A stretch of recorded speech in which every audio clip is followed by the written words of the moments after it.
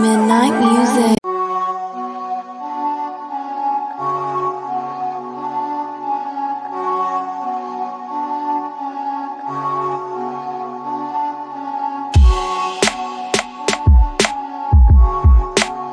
Midnight music.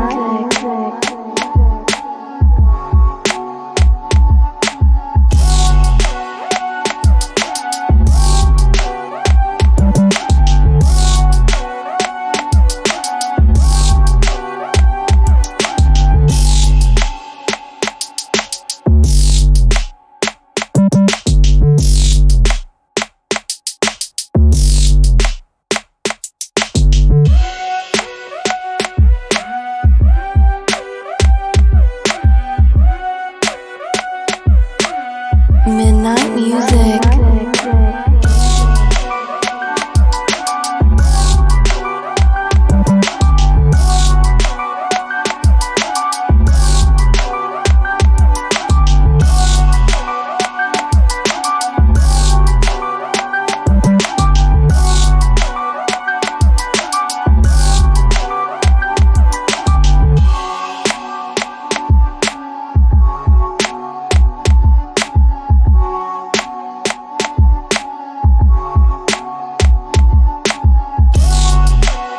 Midnight music.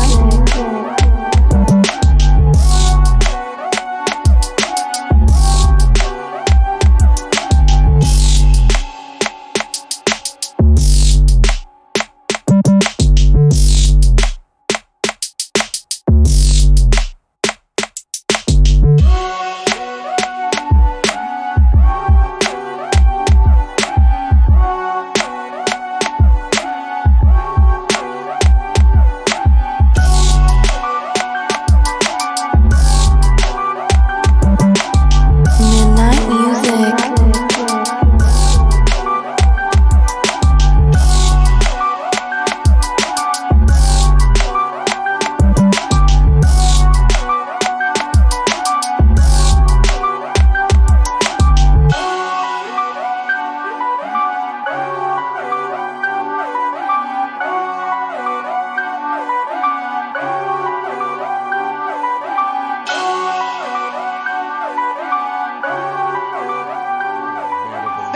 I heard that. Damn it. Oh my God, what's going on, everybody? King Ricky Rose here, Willie T, and our special guest. That's not Kay Murphy, folks. Don't let that hair fool you. Kay is not going to be with us. We'll talk about that a little bit later when Jonathan is here with us. He is going to be our special guest for when we get this show started. We're not starting, actually. We are just BSing. What's going on, Mr. Fretz? And, of course, the wettest ass Ucey, Taekwon. Taekwon, how are you doing, sir? How's the wettest of all Uceys? You are the wettest of all Uceys, Taekwon. You should be getting prepared for finals soon, right? Isn't that weird to say, like, he's getting ready for finals?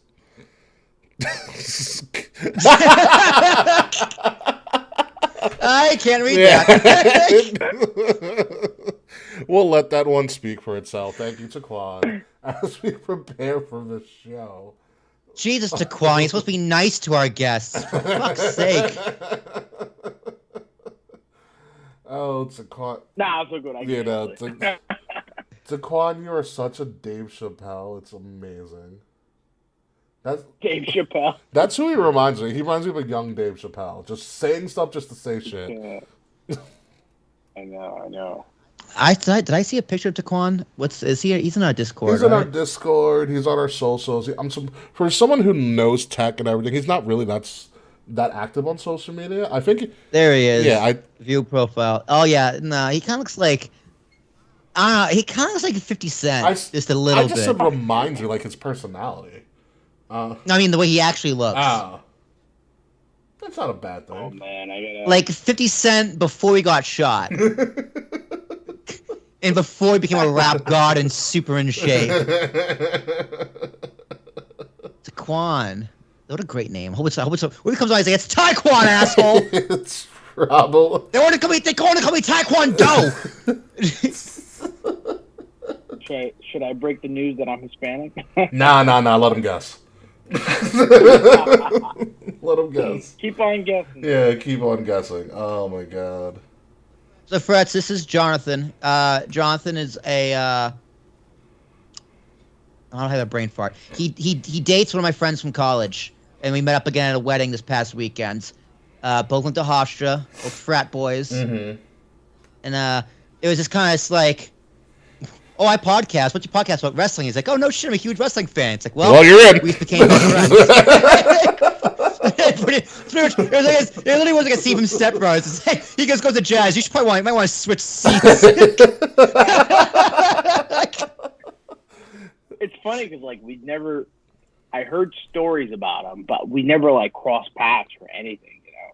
Well, then again, frats are very territorial. Yeah, like, it was brief. It was briefly here and there at Hosh. We never like sat down and like had an actual conversation. Yeah. So it's funny how the world works. Wrestling brings people together. It also drives them apart if you're CM Punk.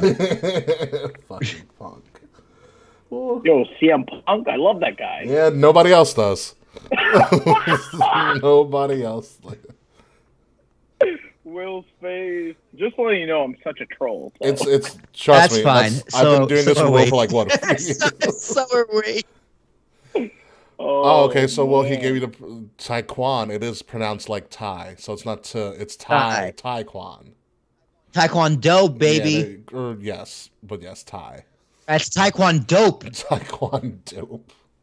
Thank you. I'm gonna give myself minus points for that one. Yeah, yes, please do. I love your dad jokes. Oh, there's gonna be more. And Mr. Fress is from Canada. He's the man. He's a science teacher. He's science. He's not a science teacher. He's not a science teacher. He does make amazing pretzels, though. Supposedly, I've yet to Allegedly, yeah. We've never met Mr. Fretch, but in person.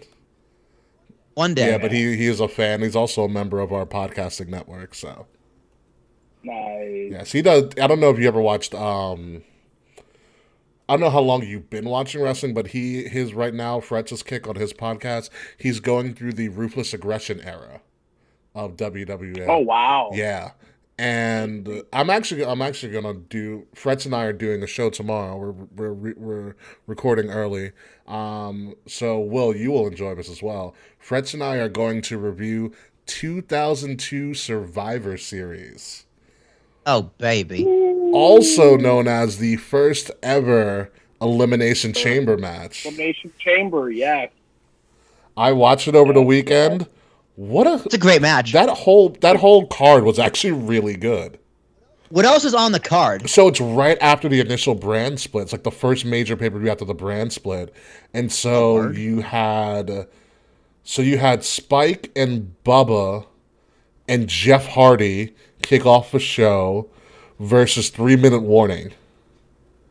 Amazing. And Rico. And then Devon comes in for the save at the end. So you get like a quick delivery. Was that the one where Spike hurt himself? Maybe. I don't know. It was a wild match to kick off. You also have the first ever Big Show Brock match. This one, Big Show was like a huge deal. It was humongous too. It's like Big Show is heaviest. You also had the SmackDown 6 match, which was the triple tag match: Los Guerreros, Edge and Ray, Kurt and Benoit. That was a great tag. Yeah, triple threat tag match. Match. There was an underrated women's match. It was the I made some notes. I was like, ooh, it's very yike. Victoria and Trish. That was actually a really good match. Trish, yeah. It was a really good match that no one in the Garden popped for. Oh. Can I tell you something? I think that Victoria was extremely underrated. I completely agree with you. Especially in that era where everyone idolized, like Trish and Lita. But it's kind of unfair that she doesn't even get remotely close to the recognition that she deserved because of how great she was for that era. She was one of the only females that could actually wrestle. She was great in Impact. Absolutely. She was great in TNA. Yeah. She had the spider gimmick. I forget what her name was. Wasn't it the Black Widow? Tara. Yeah, but I forget what her ring name was. Wasn't it like Tara something? Something like that. It might have been Tara. I think it was Tara. She's in OVW for like OVW. It doesn't matter. I have a great picture with Victoria from WrestleCon in New York City. She gave me probably like my best series of photos from WrestleCon because she's really fucking dope and funny. Yeah. She's great. She was the Black Widow, I believe. Yeah, it was Tara. Yes. Yeah, Tara. Yes, the Black Widow. Oh yeah, we're also going to talk about the fake Forbidden Door that WWE has opened that the marks are going crazy about. Oh, is that what New Japan? Oh no, that's Pro Wrestling Noah. Noah. Oh, was it? Who's was it? Shinsuke doing? Isn't Shinsuke doing Shinsuke something? versus the Great Muta. Yeah. Yeah, that's pretty cool. That's not the great. That's not the Forbidden Door, whatever the bullshit you want to make. That's just like, okay, that's pretty cool. She basically just like, all right, I'll mark out for that too. It's fine. All right, just one time, Don't tell anybody. Tell everybody. Tell everybody. Don't tell anybody, but fucking tell everybody. That's the Triple H way. Oh my god. So yeah, and then we're gonna talk about all the shenanigans at Crown Jewel. And by the way, Will, did you see that SmackDown segment? Oh, thank you, Smack and Raw. I do look fantastic. I did watch, dude. The Ucey, watch them break character made me so. I laughed in my chair so loud. Oh yeah. Dude, I saw it online and then I watched it on Hulu. I was like, oh, it's even better on Hulu. I laughed so hard. It was on Raw, excellent. the entire crowd started chanting Ucey when Roman came out. Yeah. Dude, did you see him do it backstage too? Like, I think it was like when the backstage announcer was like, "Sammy, where you guys going after this?" He's like, "We're going to Waffle House," and they broke character again. he's like, "Guys, I'm buying." Jimmy's just like losing it in the back, and Jay's just breaking character. He's like, "I do like Waffle House." He's like, Sammy's like, "I know it's open 24 hours, but like, we gotta get over there." It's so bad.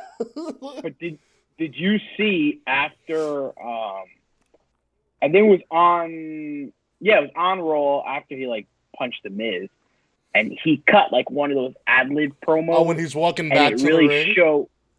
It really showed like his progress through the years. Like that was fucking fantastic. Yeah, well, did you see that when he was like, "This, I'm tired of this shit. I own this shit. This camera's mine." He like shook the camera. Yeah, that was great. He's just like, dude, like, why does everyone think I need help fighting Logan Paul? He's had 3 matches. It's just like, well, it's a good point. It's a good point, Roman. You're not wrong here. Oh my god, it was so good, so good. Let me get the music cue. Oh, by the way, I figured out why they took Sheamus off of TV. I'm married. Yeah, did you see the photos? Yeah. I did. Dude, watching Rusev and Cesaro in a kilt was really funny. They're all in kilts. Dude, for a second, because I looked at pictures, like, oh, are they in Jersey? I'm like, no, they're in Brooklyn. That's New York's back. Honestly, I had the same questions. It's like, wait. It's like, it was like the brick in the fence. It's like, that's what the Jersey Pier looks like. But then the buildings just look like gross. I was like, oh, that's New York. Could back. you? Jersey gets the front-facing part of New York Could City. you imagine, just for an instance, if all of those motherfuckers were taking pictures on your pier, Will? In Hoboken, yeah. Yeah, dude, I'm like not off this week, but Jill's in Singapore, and I'm not in Singapore, so like my schedule is light. I would have been down there. Will would have had his own photo shoot. No, actually, no kidding. Although I think it was what they probably got married this past weekend. Something like that, yeah. So yeah, I was in Boston for another wedding. So I will say I've seen when I went to Dallas this year for Mania, and Drew McIntyre showed up for some impromptu photo ops and stuff. Drew's a big boy. Yeah, he's humongous. Remember we saw him at Evolve? Yeah, I was like, holy crap. Drew is a massive man. And it's funny because when he was the Chosen One, how like skinny he was like a toothpick. Yeah, a little baby face. He was still big, but he wasn't. He was big, but he wasn't yoked. Did you ever hear a story about how he got his ring name? McIntyre? No. Drew McIntyre. So like it was Stephanie helped him with it. Apparently Stephanie had like a book of just random names. He was like, oh, it's TV's. He literally picked it out of a book of random like Irish or Scottish names. It's like how Childish Gambino did it from a name generator. Did he really? Yeah, he got his rap name from a name, like an online random name generator. That man is fucking brilliant. Dude, I'm a big fan of Donald Glover. The man's so talented. Do you ever listen to Yeah. his albums? I agree. Yeah. Gambino? Mhm. Yeah, he's great. His albums are fucking unreal. He's one step away from Jamie Foxx. He just needs to stand up. I know he's funny, but I don't think He also needs a standout role in Hollywood. Yeah, he doesn't That's have true. one. He's a good actor, but he doesn't have like his own Yeah. role. Childish Gambino name came from a Wu-Tang name generator. I've listened. Was that mean- Taquan? Yeah, that was Taquan. Taquan would know that. Wasn't Oh, that's even funnier. he was a villain in one of the Spider-Man movies. He right? wasn't. He's supposed to be a villain. He's supposed to be Miles Morales' uncle, who is a villain in the Spider-Man lore. They just didn't reveal that it was Miles Morales' cousin. Or Yeah, not Miles Miles Morales' cousin. It's his uncle. So Childish Gambino's playing Miles' uncle. Yeah. Miles Morales drops on PC in 2 weeks. You are going to have so much fun. It's $50. It's worth it. I'm telling you that right now. I know it's worth it, dude. I'm gonna buy both of them. They're both on the PC. I'm playing through the original one right now, and it's so good. I'm gonna wait. I'm gonna wait until I can get my graphics card and I can do ray tracing, Ray Romano tracing. It's gonna be Oh amazing. yeah, ray tracing is definitely worth it. And you know the third one's going to be coming out soon too. What, the game? Mm-hmm. Yeah. It's another Spider-Man It's game. gonna be Peter Parker and Miles Morales, and your big bad is Venom. Oh hell yeah, that's gonna be fun. Yeah. Yeah, Dude, I played on the PS4, the original one. yeah. It was incredible. Well, on PS5 Absolutely they incredible. remastered it for PS5, and that's how I'm playing it. Yeah. Incredible. I All right, let's I get got the a show PS5. started. The late night Waffle House hand jobs paid off.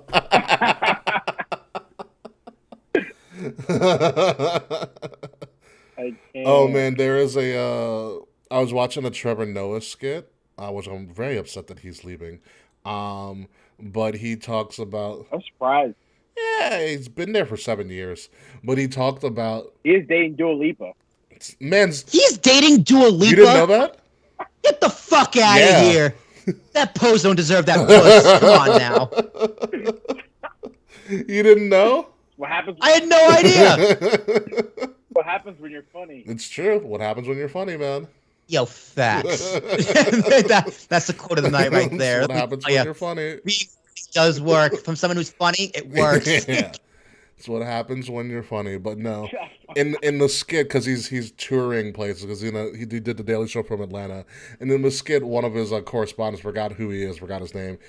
And he's like, "Oh wow, I'm so excited to go to Waffle House, blah blah blah. It's like 2 a.m, but we're gonna go to Waffle House." And he's like, "How come we're not going in?" He's like, "Wait, we gotta wait for the fights. It's 2 a.m."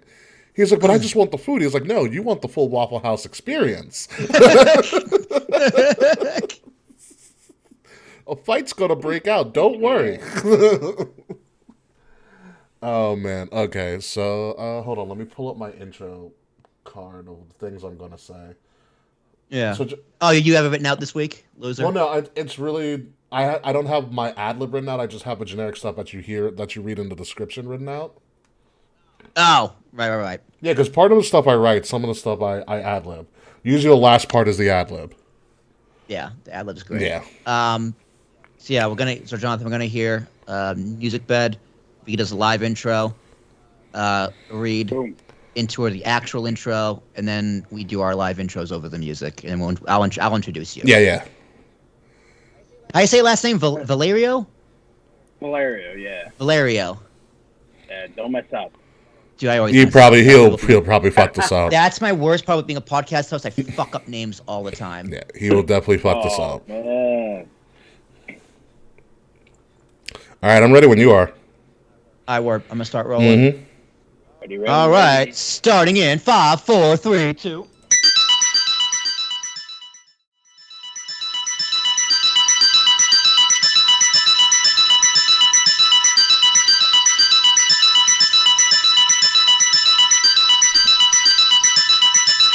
Midnight Music. Coming up this week on Kings of the Rings podcast, we can't think of a better way to kick off the early holiday season than by predicting a premium live event in Saudi Arabia. We take a deep dive into this weekend's crown jewel. Plus, The PWI Top 150 Women's List is released, and is Shinsuke Nakamura kicking down his own forbidden door?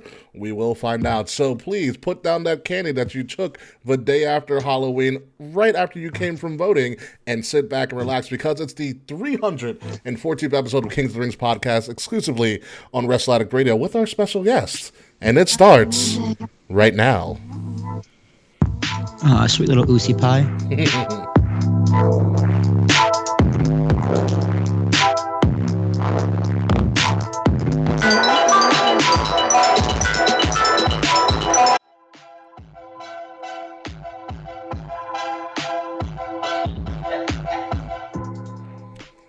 Oh, yeah. Oh, baby, let that Halloween candy fly. Yeah, just put the blades on the fentanyl to the side, and stay conscious for it all. It's got a USB port. Oh, yeah, you missed out. I got the good stuff over here in New York, baby. It had the coordinates to Epstein's island on it. Oh, I don't know what I should do with it. Give it to the people putting brain chips in the vaccines. That's all you got to do. They'll know what to do with it. That might cost me $1 trillion lawsuit with me and Alex Jones on trial for $1 trillion. I would be a character witness for you and totally throw you on the bus. Be like, he's guilty. Oh, for sure. Totally guilty. 100% guaranteed. Throw you on the bus in a second. Ladies and gentlemen, welcome to Kings of the Rings podcast, episode 314, the Uceyest of the juicy. I am your host, King Ricky Rose, along with Willie T. No DK Murphy, as you can see, as we bring into our transitions, which I forgot to change, but DK Murphy is out on assignment or for something, so technically K Murphy is they got missing. A meeting. Yes. So instead of K, we have Jay Valerio right here. So before we get into all of that and we talk about Jay and all that fun stuff, look at Jay, look at that in K's video right here. It's great. That set up. I thought I did have it set up, but hey, it is what it is. It's perfectly fine. You do look. Let's hope that is. I like the royal factor. What's my royal factor? What is your royal factor? We got to know. What is your royal factor? That is your royal factor. There it is. Yo, boys that apparently has what? Apparently has friends. Yeah, apparently. They tell me. It should have been, dude. We had a full prime rib at the wedding this weekend. A full fucking piece of prime rib. It was unbelievable. You gotta wait a full prime rib? Yeah, like a whole piece of like weddings they just do like little portions for the actual meal. Yeah. No, it's a full ass piece of prime rib. It was huge. Really? Yeah, it was dude. I'm telling you, the best food I've ever had at a wedding. Most weddings have been kind of like disappointing in terms of food. That in my experience, but this wedding, on. So the welcome drinks was on Friday night. Okay. But they did it at a steakhouse in Quincy, which is first off great choice. It was like a steakhouse Italian place in Quincy. Yeah. And they did the rehearsal dinner right before it. Okay. So they did a rehearsal dinner. Then at 7:30, everyone else comes in. Mm-hmm. But after they had just eaten dinner, they brought in so much fucking food. They brought in sushi, like 3 different types of sushi, wings, jumbo shrimp, actual shrimp, pasta, meatballs, bar pie, meat and cheese, and fruit platters. Like, this is after half the people already there just ate a full meal. That's gross, dude. Like, plus the open bar. This is the welcome drinks, Ricky. The fucking welcome drinks. The next day of the wedding, we're bussed in school buses from the hotel in Braintree to the venue in Hingham, which was like a 25-minute ride. Okay. The ceremony 25 minutes, straight to open bar, meat, cheese, food, hors d'oeuvres, like, scallops and bacon, like short rib grilled cheese, regular grilled cheese, rice balls, little egg rolls, and from there you go and hit a full prime rib. I mean, god damn. That sounds absolutely amazing. Wow. It was it was amazing. The best food. The wedding was nice too. But I hope it was. Food was out of this I hope world. it was. Do you want to introduce our guest, sir? Yes, so our guest today is a man we met at the wedding. Jonathan Valerio. I say it right, Jonathan? I said it right. You did, yes, you did. Yeah, I said it Got right. something right, finally. Yeah, thank God. So, Jonathan, you were also at the wedding. I hope your experience was as good as mine. We bonded over wrestling, as most people do. True. Yeah. I mean, that wedding was fantastic. I mean, 4-hour drive up to Boston for the weekend. Yeah. I mean, the hors d'oeuvres, the appetizers were amazing. The dinner was great. Cake was good. Dancing was the best. The drinks were great. Can't complain. that, and you guys talk about wrestling over the weekend. I mean, I'll take that any weekend. Yeah, and it was literally in my hometown. It's just like I know where we are. Yeah, he's like, I went to school down the road. I'm like, okay, loser. Yeah, my high school was literally around the corner from the hotel. Wow. Didn't go. Fuck that high school. Yeah, should happen in your partner as well. Now we've got all of our pleasantries out of the way. It is time for the big thing that we do. Since Jonathan, you are a first time guest on the show, I'm going to have Will lead us in something that he started way back when that we have no appropriate name for, actually. In the 5-6 years that we've been doing the show, we don't have any other creative name than just... It's the first guest game! Than the first guest game. First guest game! What we do have this creative little opener, like... Oh, yeah. Oh, look at that. So pretty, the first guest game. All right. So it's very simple. It's just these are the questions every wrestling fan needs to have the answer to. So the first question, the first guest game, Mr. Jonathan, is how did you get into wrestling? What made you become a fan? So when my grandparents came to this country, it was like the 70s or 80s. So they used to watch it on TV because, wrestling used to be on like that, the free channels that everybody used to have.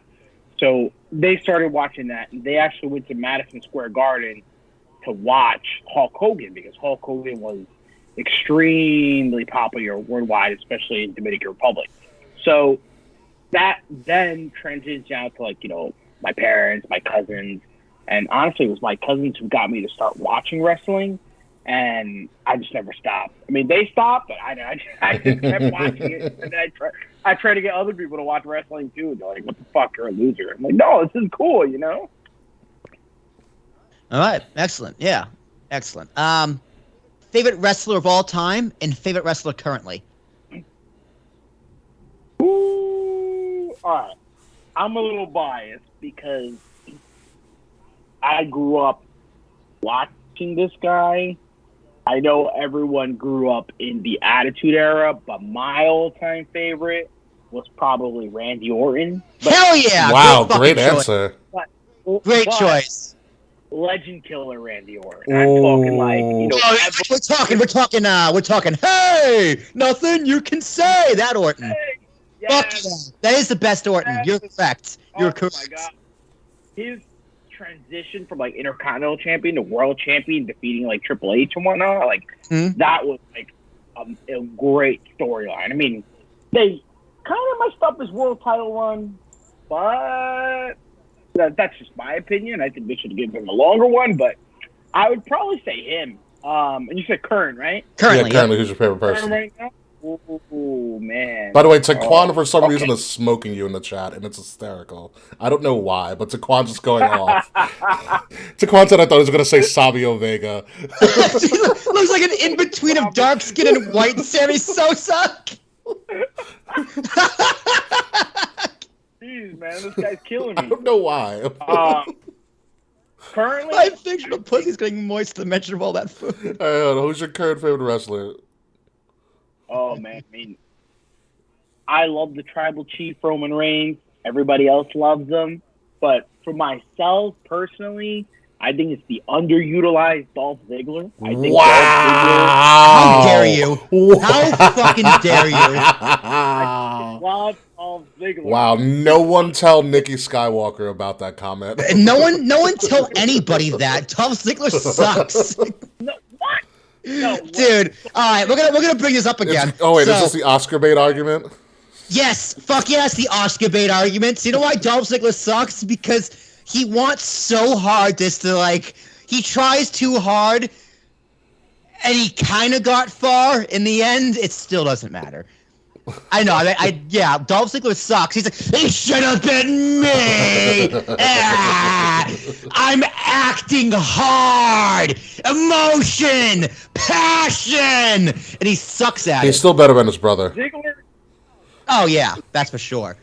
Ziggler can get a better promo than 80% of the roster. No. He can't though. He just tries to. He tries to think he can.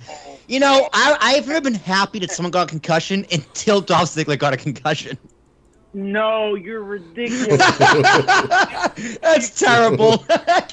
I will say this one thing about good old Dolph Ziggler, and it's going to be probably close to Jonathan's argument. But name a bad Dolph Ziggler match. Oh, you can't. You can't. I'll give him that. You can't do can't. that. Again, Oscar bait. He's trying so hard.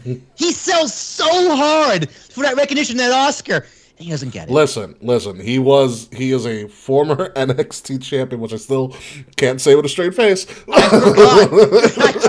I totally forgot that happened. You know, that was probably what made me stop watching NXT altogether. Dolph Ziggler's on it. Fuck this show. NXT champion. He's like a championship away from being a Grand Slam. Yeah, he's not going to get it either. He's going to lose to Baron Corbin. I don't think he won the. He didn't win the U.S. I believe. No, he did. He's won the U.S. Did he not? He might not be a tag champ. No, he's definitely a tag champ. Dirty Dogs.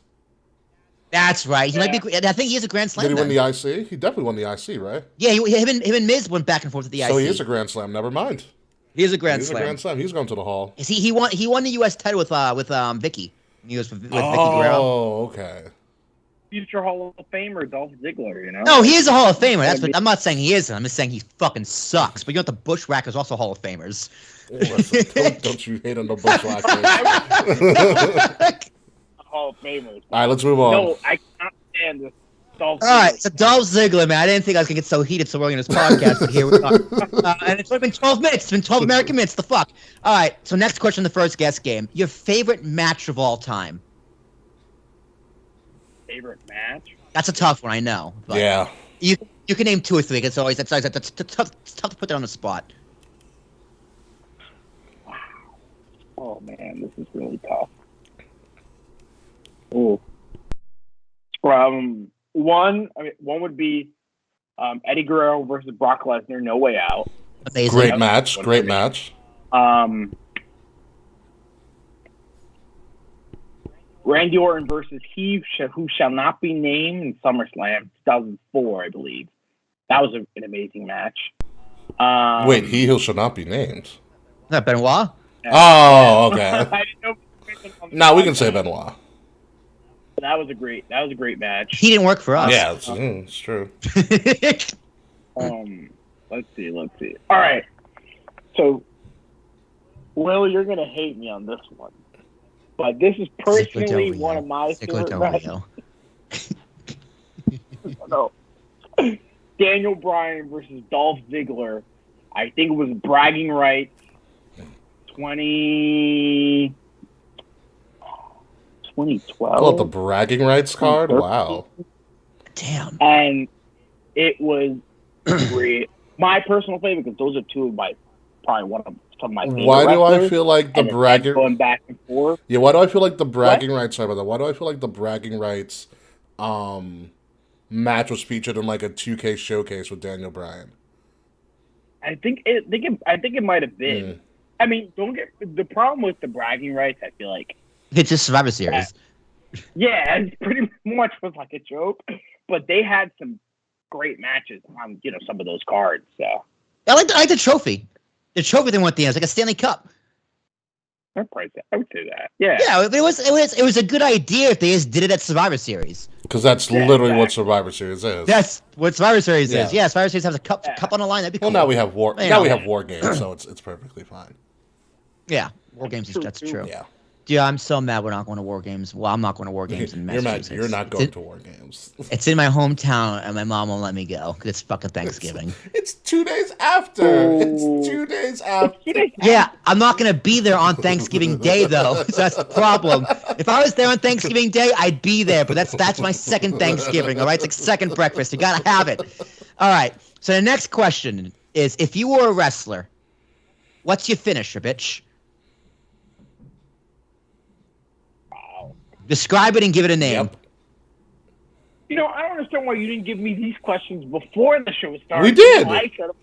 Oh, we did. It was like 5 minutes before we went live, but we still gave it to you before. Well, dude, typically your best answer is one that comes off the top of your head. So. Oh man.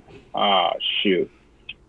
Reminds me of like one of those, like like when the WWE games where you could like create your own False N-word passes. Saquon, I don't know what you ate or drank, but keep doing it because you are unreal right now.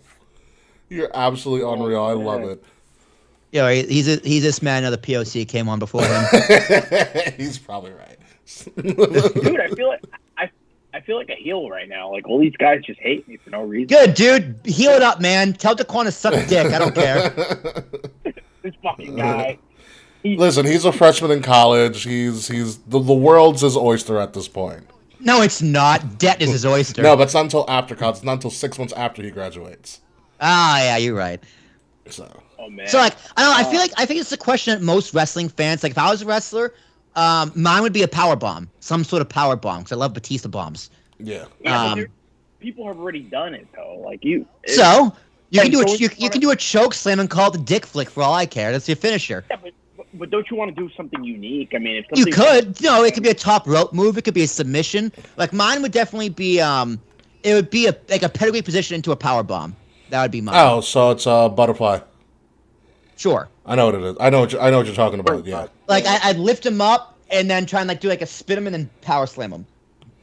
Oh, okay. So in the pickup, it's almost like you're spinning him. Yeah. God, I know what I know what you're going for. It's a pedigree into a sitting power bomb. Yeah. Yeah. Okay. I guess mine would be similar to like an RKO, but like pretty much you like throw them against the ropes and you follow them, and as they come back, I guess you run from behind and RKO them with the momentum. On the rebound, it's a rebound RKO. Yeah, exactly. I know what you're talking about. Okay. That is actually really fucking dope. I saw off the top of my head. No, or it's essentially a rebound RKO, which is pretty cool. That's a cool visual. What would you call it? I had a shining star or something like something similar to like that. Shining Star, okay. We have Shining Wizards and Shining Star. It works out. How we going to wrestling? Wrestler currently match. We're up to our favorite one. Our favorite question. Yeah. Okay, so this is the secret question. So the final question of the first guest game. Now you're not allowed to ask questions. You're only allowed to say one or the other. It's an A or you can say A or you can say B. Yes, it's red or blue pill essentially. Are you team Slack or are you team fuck you Slack? Team Slack or Team Fuck You Slack? Mm-hmm. Yeah.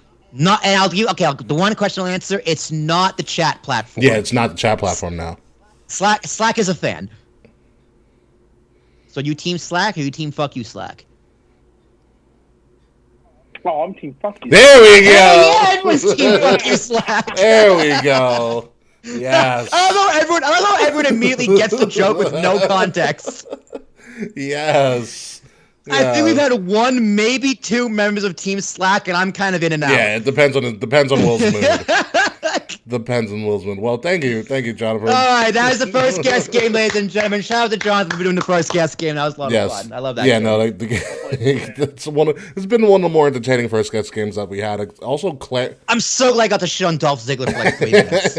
Claire's first guest game was cool too because she had that weird way of looking at WWE and AEW. It's just like, wow, no one's ever said that before. Yeah, from a complete normie perspective. Yeah, I was like, whoa. Fretz moved over to Team Slack because he met him at AEW. So that's fair. Fine. That's fair. Yeah, Fretz, we got to talk about that. What actually happened? Like, what actually happened that night? Oh God! I went to a Grand Slam in September. Yeah, Grand Slam. That's pretty nice. But let's get back to the show. All right. So before we get into Crown Jewel and all of the shenanigans that is going to entail with all of our banter, we do need to talk about something. We do need to talk about this one thing that came out right after we ended the show last week, and that is the women's. Go figure, dude. It happens all the time. No matter what day we do this show, is something always big happens. Like, for instance, when we were doing the first class game, apparently Jeff Jarrett joined All Elite Wrestling, and no one cares. So we're going to move on and talk about the women's PWI. Wait, that was the big announcement? Yeah, good job. That was Fretz's breaking news. Fucking Jeff Jarrett's an AEW. Cool. Wow, Jeff. Another waste of money from Tony Khan. Anyways, So, going back. Pro Wrestling Illustrated, like we had mentioned several weeks ago, they did their general PWI 500, and we mentioned they were going to do a women's 150, the top 150 women's wrestlers in the world, and then they were going to do, I think, a tag team 50 or a tag team 100, which is going to be coming out in that'll be cool. in a couple of weeks as well. That's going to be controversial. The tag team one. So the women's PWI 150 came out last week. From what I texted Will immediately when I found out. And the criteria was interesting. I got heated. Yeah, I know you got heated. Will, did I text you the criteria? Because I got to look it up. You did. Yeah, I'll find it. I'll find it. What I will tell you is that it was done by people who are in the pro wrestling podcast world. One of them we know because it's one of those wrestling girls. I believe Queen PR was on the committee to select the top 150. So, Will, if you don't mind, can you? Well, I got words for her. can you tell me the criteria of what it was before we go through the top 10? Criteria: in-ring achievement, influence. In-ring achievement, influence on the sport/promotion, technical ability, quality/breadth of competition. Great word, breadth. Okay. activity, minimum of 10 matches or 6 months with at least one match in each. Yeah. That's it. So the qualifications are And 10 what was matches. the date? What was the date? Oh, sorry. I think that's the first thing I did. Was the evaluation period.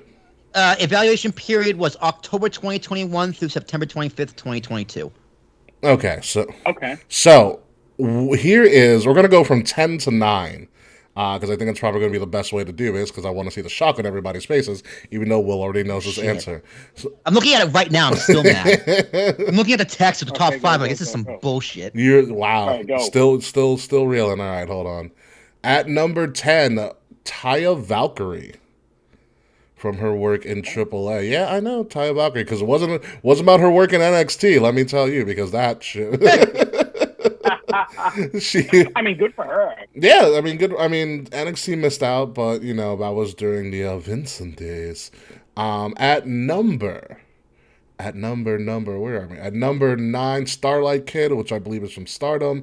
At number 8, Charlotte Flair. At number 7, Saya Kamatani, again Stardom. At number 6, Jordan Grace from her days in Impact. I'm waiting for Jordan Grace to stop fucking around in Impact and come over to at least AEW or WWE. At number 5, the baddie of all the baddies, the JD from NY, Slayer on the internet, Jade Cargill. At number 4, big time Becky Lynch. At number 3, At number 3 from AEW, Thunder Rosa.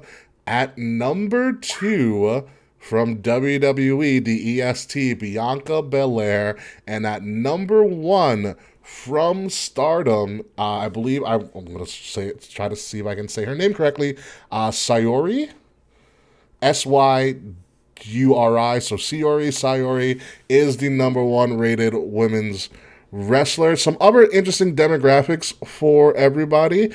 Within the top 20 of the PWI Women's 150, AEW... Nikki ASH. No. Within the top 20, breaking down by different organizations, AEW had 3, Stardom had 5, WWE had 5, Impact Wrestling, 6 women in the top 20 of the Women's 150. Very interesting. So that math checks out. Very interesting to see. But that's our top 10. There are some other notable people. Mandy Rose made like 21 or something like that. There's a couple of other notable things. Mandy Rose had a good year. It's like, I hate to say it, like, she had a good year. She had a great year. She had a great year in a bad promotion. Yeah. And so there's that. So Will, again, so at number 1. So I know you have some emotions about this. Yeah, you texted me this top 5 at 12:01 p.m. And then I texted back immediately, did Meltzer write it? With a lot of laughing emojis. Probably. Yeah, how is Bianca not number 1? Yeah, that's... I don't know, because I would have to... I've never seen this other woman wrestle. Yeah, which is why she shouldn't be number one. Exactly. Yeah. That I just haven't seen her wrestle, so I can't. It's hard for me to comment. It's like who's the best team in football? The one that never's on primetime television. But I mean, that's also it's also kind of a semi bias because like we just don't watch Stardom. It's like when Kenny Omega was number one. Was anybody going to deny that Kenny Omega was number one, even though he was working at? No, absolutely, even though he was not. wrestling But in New Japan. everyone knows who Kenny Omega is, though, right? And you can easily find his matches. Like you can go on YouTube and find New Japan matches. Mm-hmm. I've never heard of this person. I've never heard of Stardom. You definitely heard of Stardom. Come on, you Never you heard were of friends Stardom. with Dave long enough to know about Stardom. Yeah, I would tune him out. When he said something about Japanese wrestling. That is on you. Yeah, it is. You know why? Because I don't care about Japanese women's wrestling. You should. That's where we got Asuka and Io and Kairi Sane from. They all came from. I care about them. They all came from Stardom. Yeah. And I care about them when they come to the United States where I watch wrestling. All right, so now I know what Stardom is. Where can I watch it? I honestly don't know. Why is she number one? Well, So based on your own criteria, not yours, Ricky, but I'm talking to them now. Influence on the sport and promotion. They have zero influence on the sport or promotion because I don't know who they are. I don't know the company. I don't know where I can watch them. Breadth of competition. I couldn't name one of their matches. I couldn't tell you if they had 10 matches.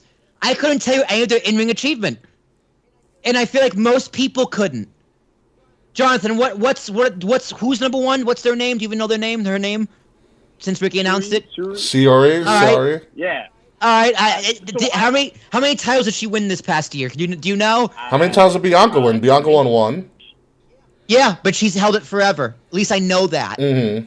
I can tell you where she won it, who she won it from, and where she was. Well, that's only because you're an active WWE fan. If you were actively watching Stardom, Yeah. you would know all of this stuff. But also, people who are doing this, and most people who would read this list are also WWE fans. And but active most WWE people fans who are don't know reading the this list shit. aren't the people that are making the list. Continue. Also true. But even if you're, to Will's point, even there's, either casual WWE fans or people who don't watch WWE at all who know who Bianca Belair is because of her, her rise to stardom. She's really in the past year. She won an ESPY. That big star where now they just announced today that her and Montez Ford are going to get their own Hulu series. Wait. Hold on. What? Her and wait. All right, that's pretty huge. That's number one material. They're getting their own series on Hulu. So it's like how far she's come in the past year compared to some of the other ones. Mm-hmm. There goes my Apple Watch. But yeah, I mean the fact that Bianca Belair is not number one is absolutely ridiculous, and I really just think that whoever this person is, maybe they're an anti-WWE person, maybe they're whatever. Well, it was a committee of about 4 or 5 people with 2 senior editors. Okay, so if you want to put a top 5, I can't make an argument against that. But number 1 is Becky and Bianca. That is women's wrestling. You all knew Thunder 3, fine. Thunder's fine at 3. I can concede to that. But women's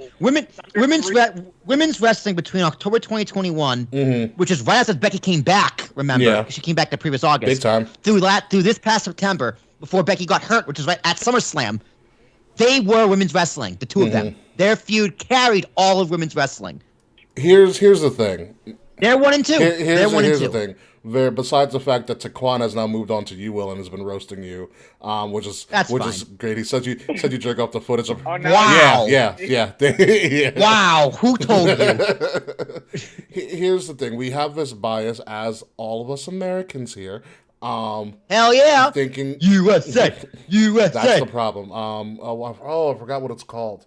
It's also a fucking rainbow. It's superiority. It's like superiority complex or something like that.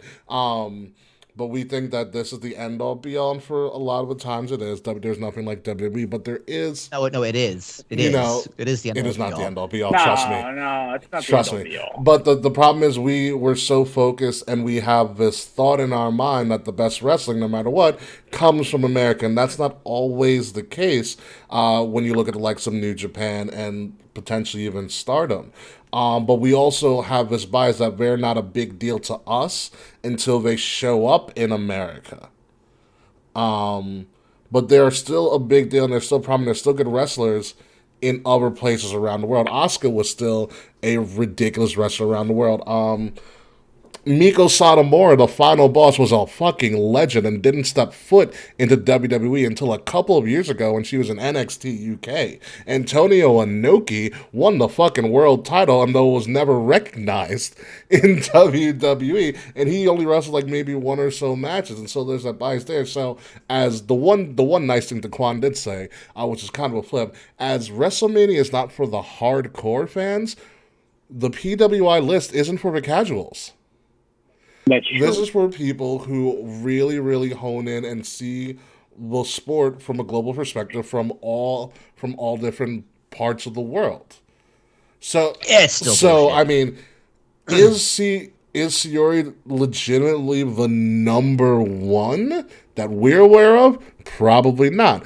I'm still going to.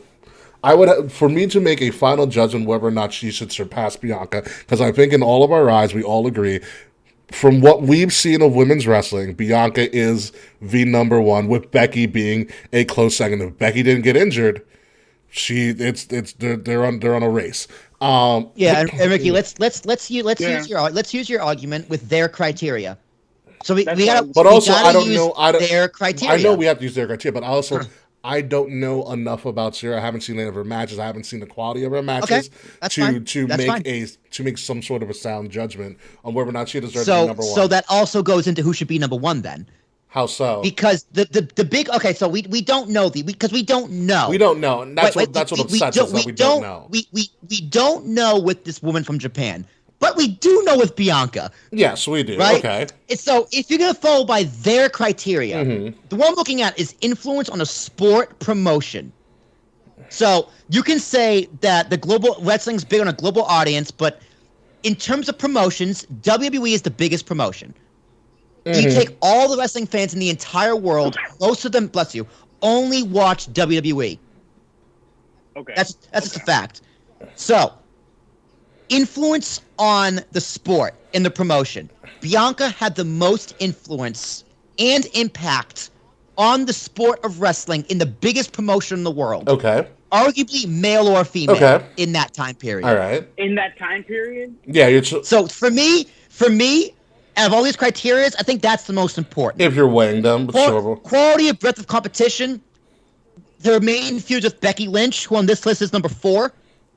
So the quality of your competition, which is another criteria, is someone who's in the top 5. One of them. No, I don't. One of them. One of them. Right now, I don't know if this woman had a top few with someone in top 5, but if she didn't, she shouldn't be number 1. Stardom. Based on the criteria. Based on, you can make an inference based on the fact that their Stardom is all over the top 20. Is that she feuded with essentially one, if not all of them.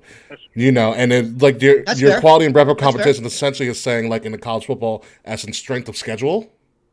Okay, that's fair. So with Stardom having a fair amount of people that she had feuds with, like for instance, if you take Becky Lynch out of, we're talking strength of schedule perspective, you take Becky Lynch out of Bianca's feuding, name another memorable Bianca feud.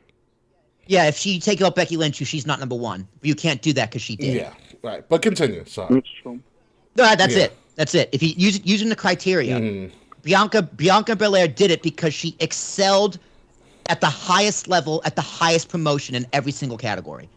But she was also. I don't know. But I think. It's like. Oh, sorry. Continue, John. I didn't mean to cut you off. No, it's like saying, so and so went to a bigger school rather than a smaller school, so they achieve more influence, so they're automatically the better person. I mean, Bianca being pushed as the number 1, women's wrestler in WWE was pushed to that global influence. So because WWE is so global, I mean, she was traveling all around the world, competing. Did ESPN, blah, blah, blah. Doing promos, blah, blah, blah, blah. Yeah. Maybe some of these other wrestlers didn't have, that type of leverage, weren't given that type of leverage to do so, but were still be able to make an impact within that amount of time. I mean, I don't really know Suri as well as, some other people do. I mean, my only thing was, even when you're going on wrestling Twitter and, the IWC is talking, you knew of Kenny Omega. You know what I mean? You knew of Will Ospreay. You knew of Kota Ibushi. You knew of, like, all these amazing Japanese wrestlers because everybody was talking about them. I didn't hear people necessarily talking about her as much as they were talking about other guys from New Japan Pro and Noah and some of these other promotions. Which for the most part are male dominated promotions. I mean, think about it. New Japan's been around for years, and they are just now getting a women's division and a women's title started. Yeah. And so it's one of those things where there is kind of a gender bias in the IWC and in wrestling in and of itself, where women's wrestling has been on the up and up and is still on the up and up, and that's why, like, this is the first time I think they've ever done a legit women's 150, and I think there's a point to you, Jonathan, that's like it's easy for Bianca to be propagandaed as the number one when you have the number one promotion behind you and you're at the big D1 school and stuff, where somebody like Sayuri could be a Jerry Rice. You know where Jerry Rice went to college at?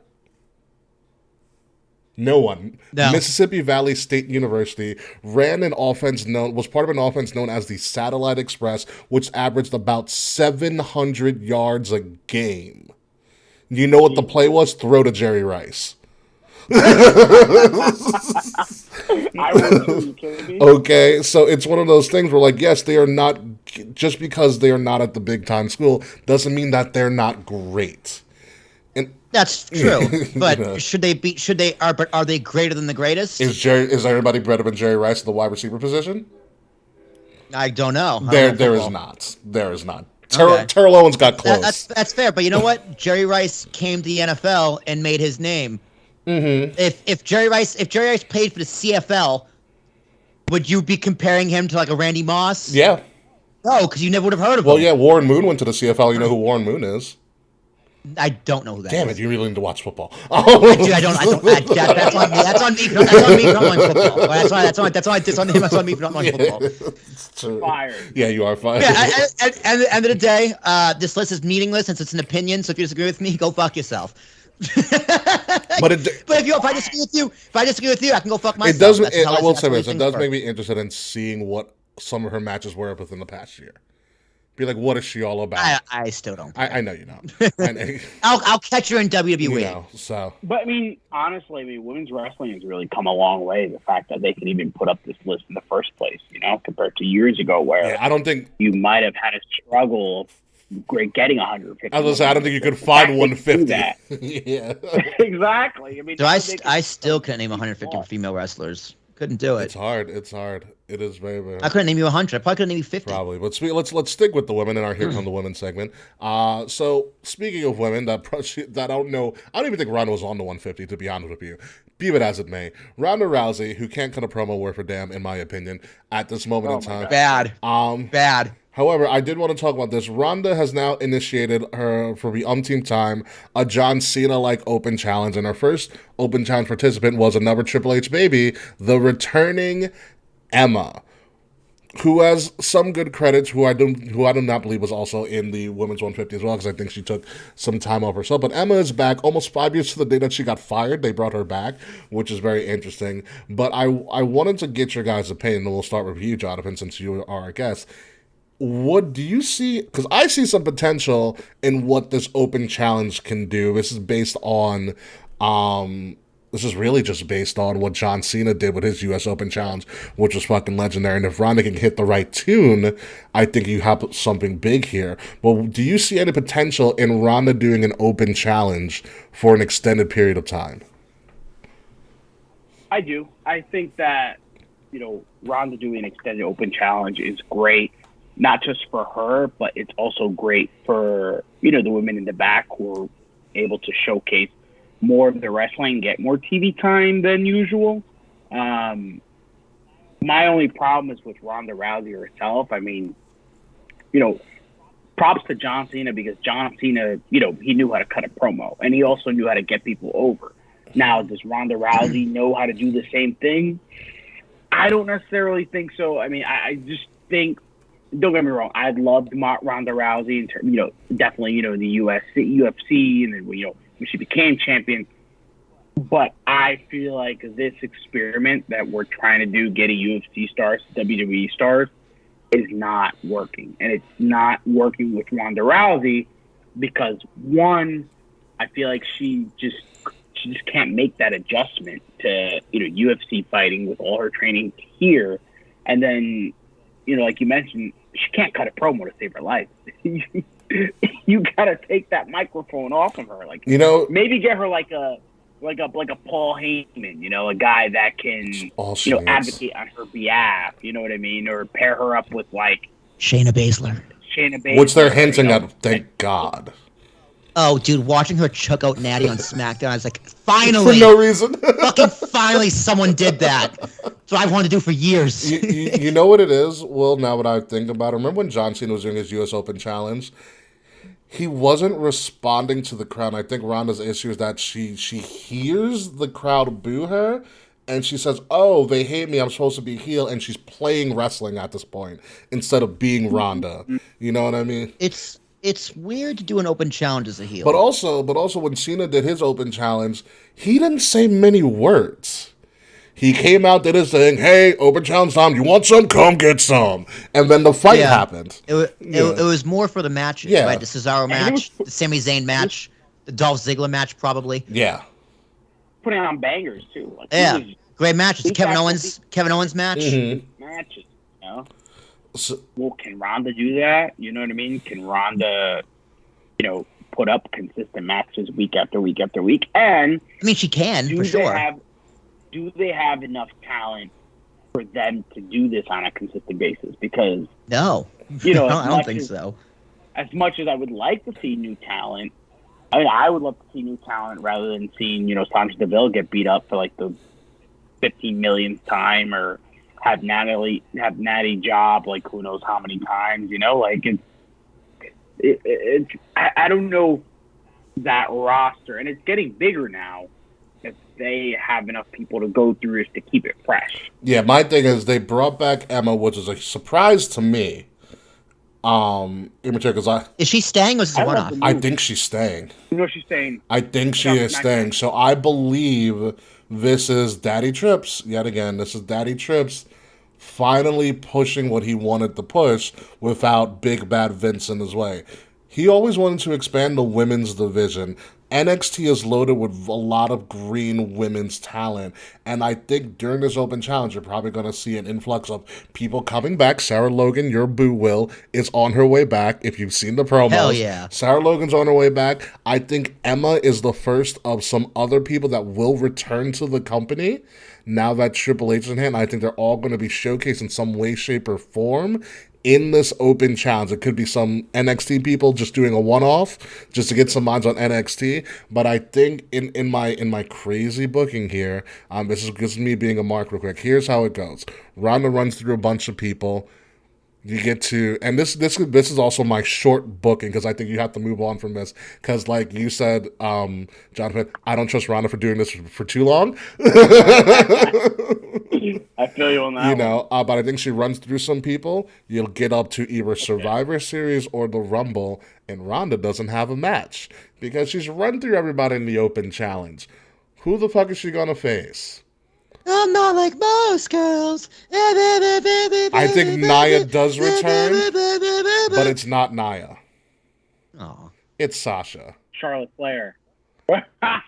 Sasha beats Ronda. Sasha beats Ronda. Takes the title off of Ronda. Yeah, you do love Sasha. I do love Sasha. I mean, there was one way to drag. Man, she got no interest coming. She got no interest coming back though.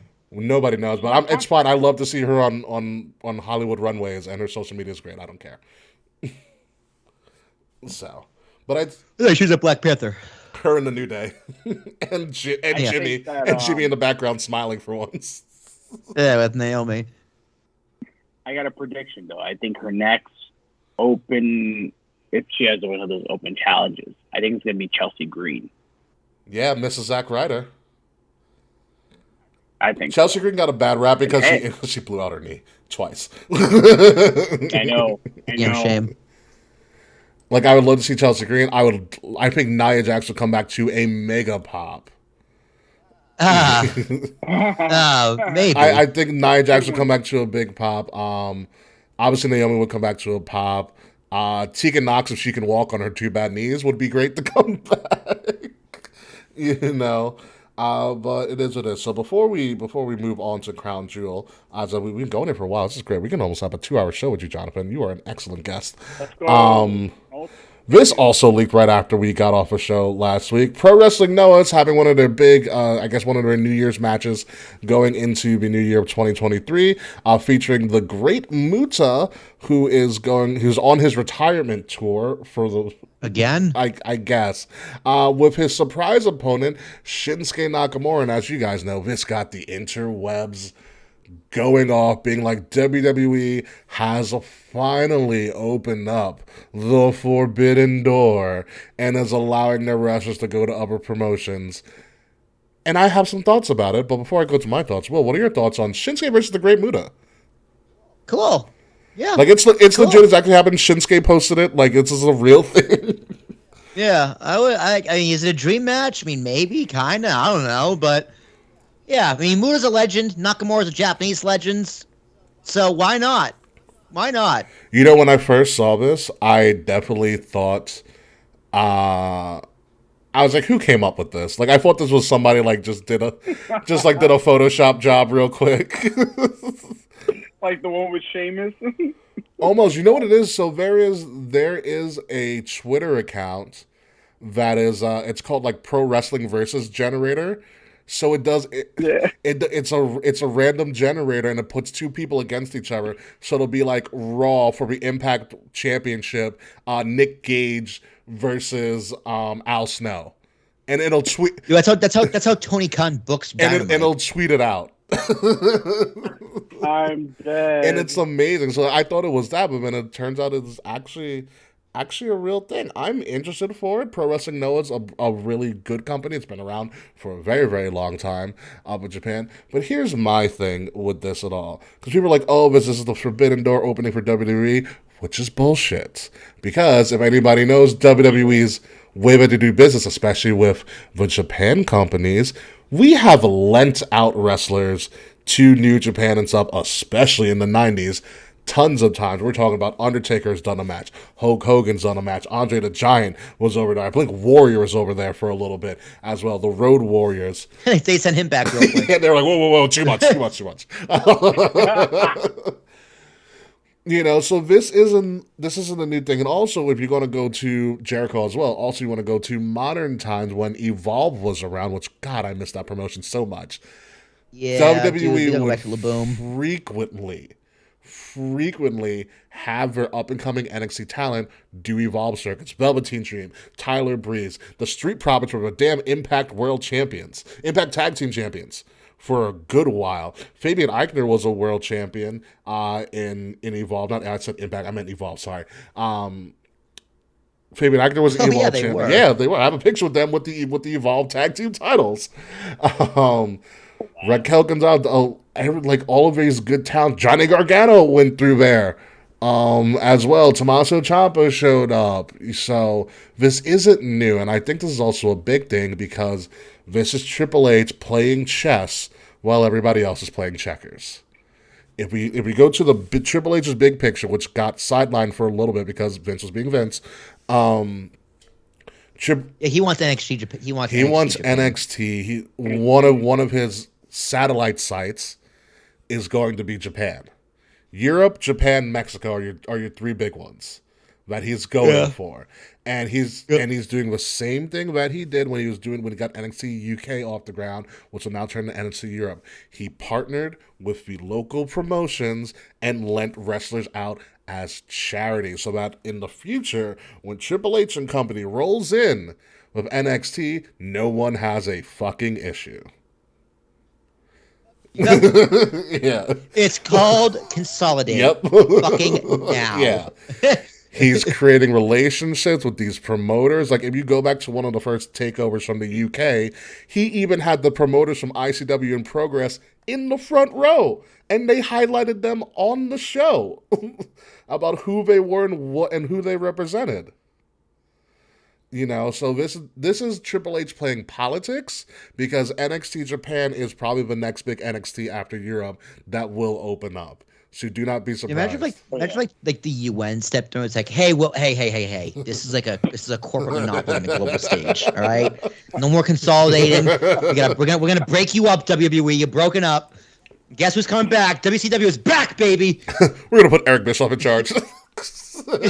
Oh, No, that, we're gonna sell half of WWE to a consortium, and the consortium's gonna be. And this is how Vince McMahon comes back. You just hear his music. It's just a strut.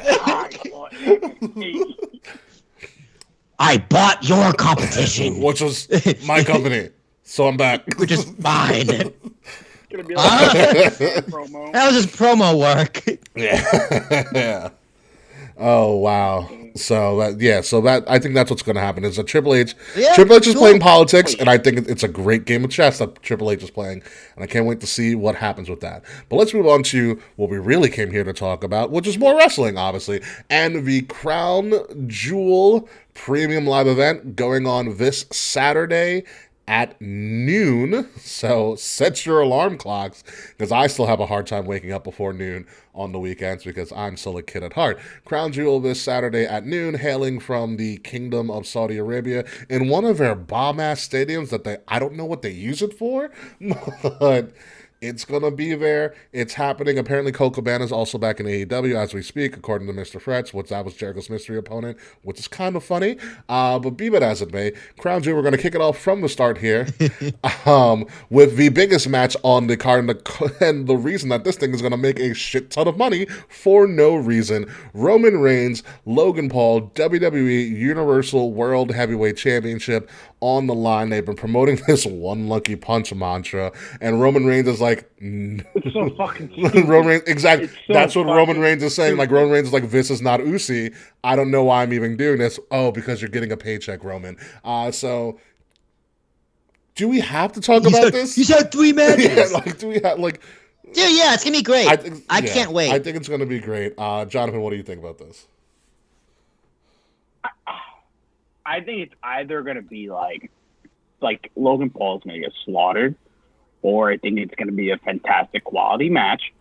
I just wish they would have hyped it up a little different. So instead of like his stupid one lucky punch because he has like metal screws in his hand, like they should have had, they should have had him like, he was trained by like, Shawn Michaels and some of the best legendary, trainers across the planet within that time span to make it look a little more realistic that, he might beat Roman. He's been trained by the best. He's, been taught by the best. He's a quick learner. He's going to be great, blah, blah, blah. The stupid, it takes one lucky shot. It doesn't take one lucky shot to knock down Roman Reigns, who beat The Undertaker WrestleMania, who beat Brock Lesnar like 3 times. Speak on it. No, it's going to take more than one lucky shot, I promise. But, yeah, Roman Reigns. Especially when we all know the shots are fake. One lucky fake punch, and you're gonna fake fall over. Which makes me and apparently Jake Paul's gonna be in his corner too. Like, that's a rumor. Oh God! Ooh. There's a mistake. Yeah. The guy's a loose cannon. He can't even read. He can knock out Anderson Silva though. Whatever. Anderson Silva's way past his prime, and it was a boxing match. Put him in a UFC cage. Anderson would still beat his ass. Yeah. There's a reason he boxed Anderson Silva and didn't fight Anderson Silva. There is a real reason for that. Be it as it may, this is going to show you how good Roman is in leading a match and selling for somebody who can do absolutely nothing for him. There's a reason I think AJ Styles is still the greatest performer in the HBK of his generation, and it's because of his performances with James Ellsworth. The fact that he almost saved James Ellsworth from dying, from breaking his neck during the Styles clash, but he sold James Ellsworth to the moon for no reason. Who, AJ? Yeah, yeah. Yeah, that He happened. sold James Ellsworth to the moon for no reason. And a sign of a good competitor, besides good pro wrestler, besides the fact of you winning all these matches and being put in these good spotlights, is what can you do for an opponent who does nothing for you? Scott Hall did it for the 1-2-3 kid way back when. You know, and those are some of your better performances are the ones where you get your ass beat. Like Shawn Michaels. Shawn Michaels, yeah, exactly. Shawn Michaels. multiple times. And whenever Brock wants to sell, it's usually one of his better looking matches. Yeah. That's true. You know, be that as it may, Roman Reigns is going to kill this man. Yeah, dude. I mean, here's how you sell this match. Hey, internet, you want to watch these bros get beat up forever? Well, here's one of them, guaranteed. He's gonna get his ass whooped. It's guaranteed. You've been clearing this for years. It's guaranteed. He's going to get speared, Superman punched, power bombed, and probably kicked in the dick. It's guaranteed. Watch it. Please. That's it. That's why Logan Paul has come out. Hey guys, I'm gonna get my ass kicked. But who knows? I might get lucky. That's it. That's the story. Face turn. What's that? You think that'll lead to? Who, Roman? I say like Logan Paul getting absolutely destroyed. The fact that people will start to sympathize with him. Nah.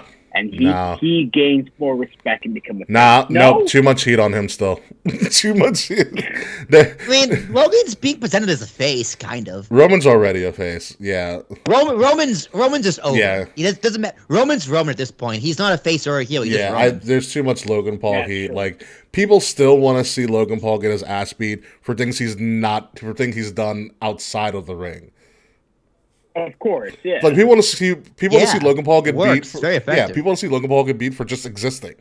Like, it's like Logan Paul is not Pat McAfee. So when Pat McAfee first came in NXT, I wanted Pat to get his ass beat. I was like, this fucking punter, this piece of shit, blah blah blah blah blah. You know, but then I was like, fuck the Colts. Yeah, fuck the Colts. But then like, you realize, like, oh, he actually knows the business. He's good at what he does. He's a good entertainer. He's a good performer. And not many people are sold on Logan Paul like that. Oh, I don't know. Don't mistake his performances at WrestleMania and SummerSlam for people liking him. We just know that he can perform athletically. I mean, honestly, I think he did better than 70% of the roster. If you want to be real about it, but yes, and I mean, we'll see. Here's the thing. Here's what they should have done when they're promoting this match, and I think, well, you remember this. Like when AEW first started out, and they were doing a bunch of these big time matches. What they would do is that they would start to interview these wrestling legends and talk about the ins and outs, the potential of this happening or that happening. I think that's what they should have done with Logan Paul and the Roman thing. Just a bunch of random wrestlers that you have on like your Legends contract and just talk about it. And Shawn Michaels, the ones that aren't AEW. Yeah, right. Shawn Michaels could have been one of the people like, well, I trained him, blah, blah, blah. He has the potential, blah, blah, blah. That's how you build credibility to him and not just having him thrown out to the wolves on SmackDown every 2 weeks. Be like, I have one lucky punch. And struggling. Tugboat can't cut a promo. This guy. But also, before we move on, it's also really hard. Like if they told me, hey, you're gonna have a segment in front of the crowd on SmackDown, great. I'm already shitting my pants. Don't worry, you're not gonna be like, oh, who am I gonna be with? You're gonna be with Roman Reigns, Paul Heyman, and the rest of the bloodline. Fuck. Like, try not to get shown up by Sami Zayn. Good luck. Yeah, right. Don't break character, kid. Like that's like. How do you stand in the ring with Paul Heyman and try to out promo him? Yeah, dude, he had colluding Jews in his promo. You can't beat that. Yeah. It was hilarious, dude. You can't beat that. Yeah, he's put in a really shit position, but who knows? Maybe he'll surprise. I'm interested to see how he does and how long this match goes before we get to the Roman Spear in the 1, 2, 3. 12 minutes. We'll see what happens. Moving along on this card. One of the first of like 3 big hoss fights from 2 guys who just want to beat the shit out of each other. Cowboy Brock Lesnar, ponytail and all, back really early because he needed a paycheck from Saudi, versus Bobby Lashley, who just dropped and just wants to, these guys just want to beat the shit out of each other. And this is the best build on the entire card. I'm here for it. Yeah, Brock wins. Sure. Jonathan, what do you think of this? Yeah. I think Brock wins. This is tough. I'm gonna go with Bobby. I think that with the Triple H regime, I think what they really want to do is they want to get some of the full-time current wrestlers over. Mm-hmm. And I think that, I think Brock taking, a pin from Bobby Lashley at a big event like this will certainly catapult Bobby Lashley to that next level. Now, I definitely understand if he doesn't, because to beat Brock Lesnar, you got to be on some next level, like, ridiculous. Mm-hmm. But Bobby Lashley's going to have to, like, bring it. But I think I got Lashley. I think I got him. Hey, technically, Bobby did beat Brock. Technically. True. I would love to see Bobby win, but if you're going to beat Brock, Lesnar needs to be for a reason, right? It's got to launch you somewhere. You got to do something afterwards. What's Bobby Lashley's afterwards? Roman? Maybe?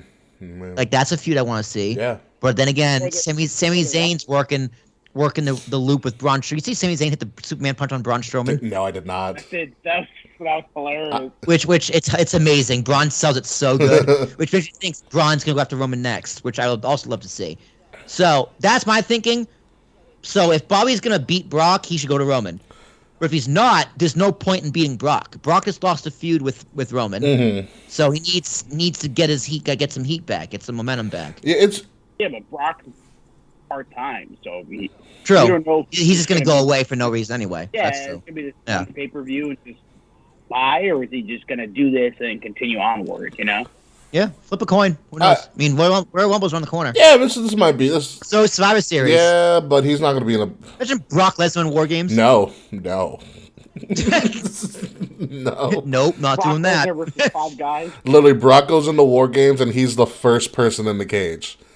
And so the other person has to survive Brock Lesnar for like the first 5 minutes of the match.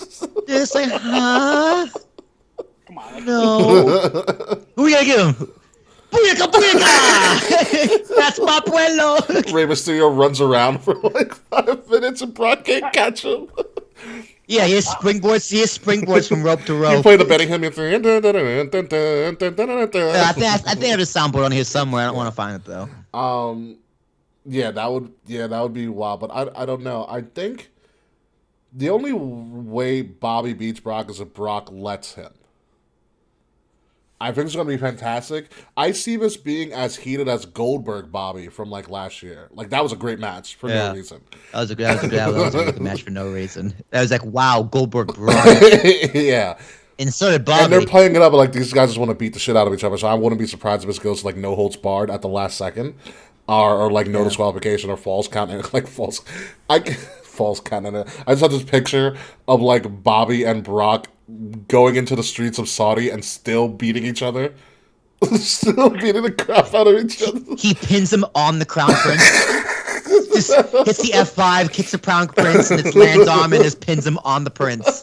And then Brock takes the throne with the cowboy hat. That's just horrible. Sort of with the cowboy hat. It's horrible all around.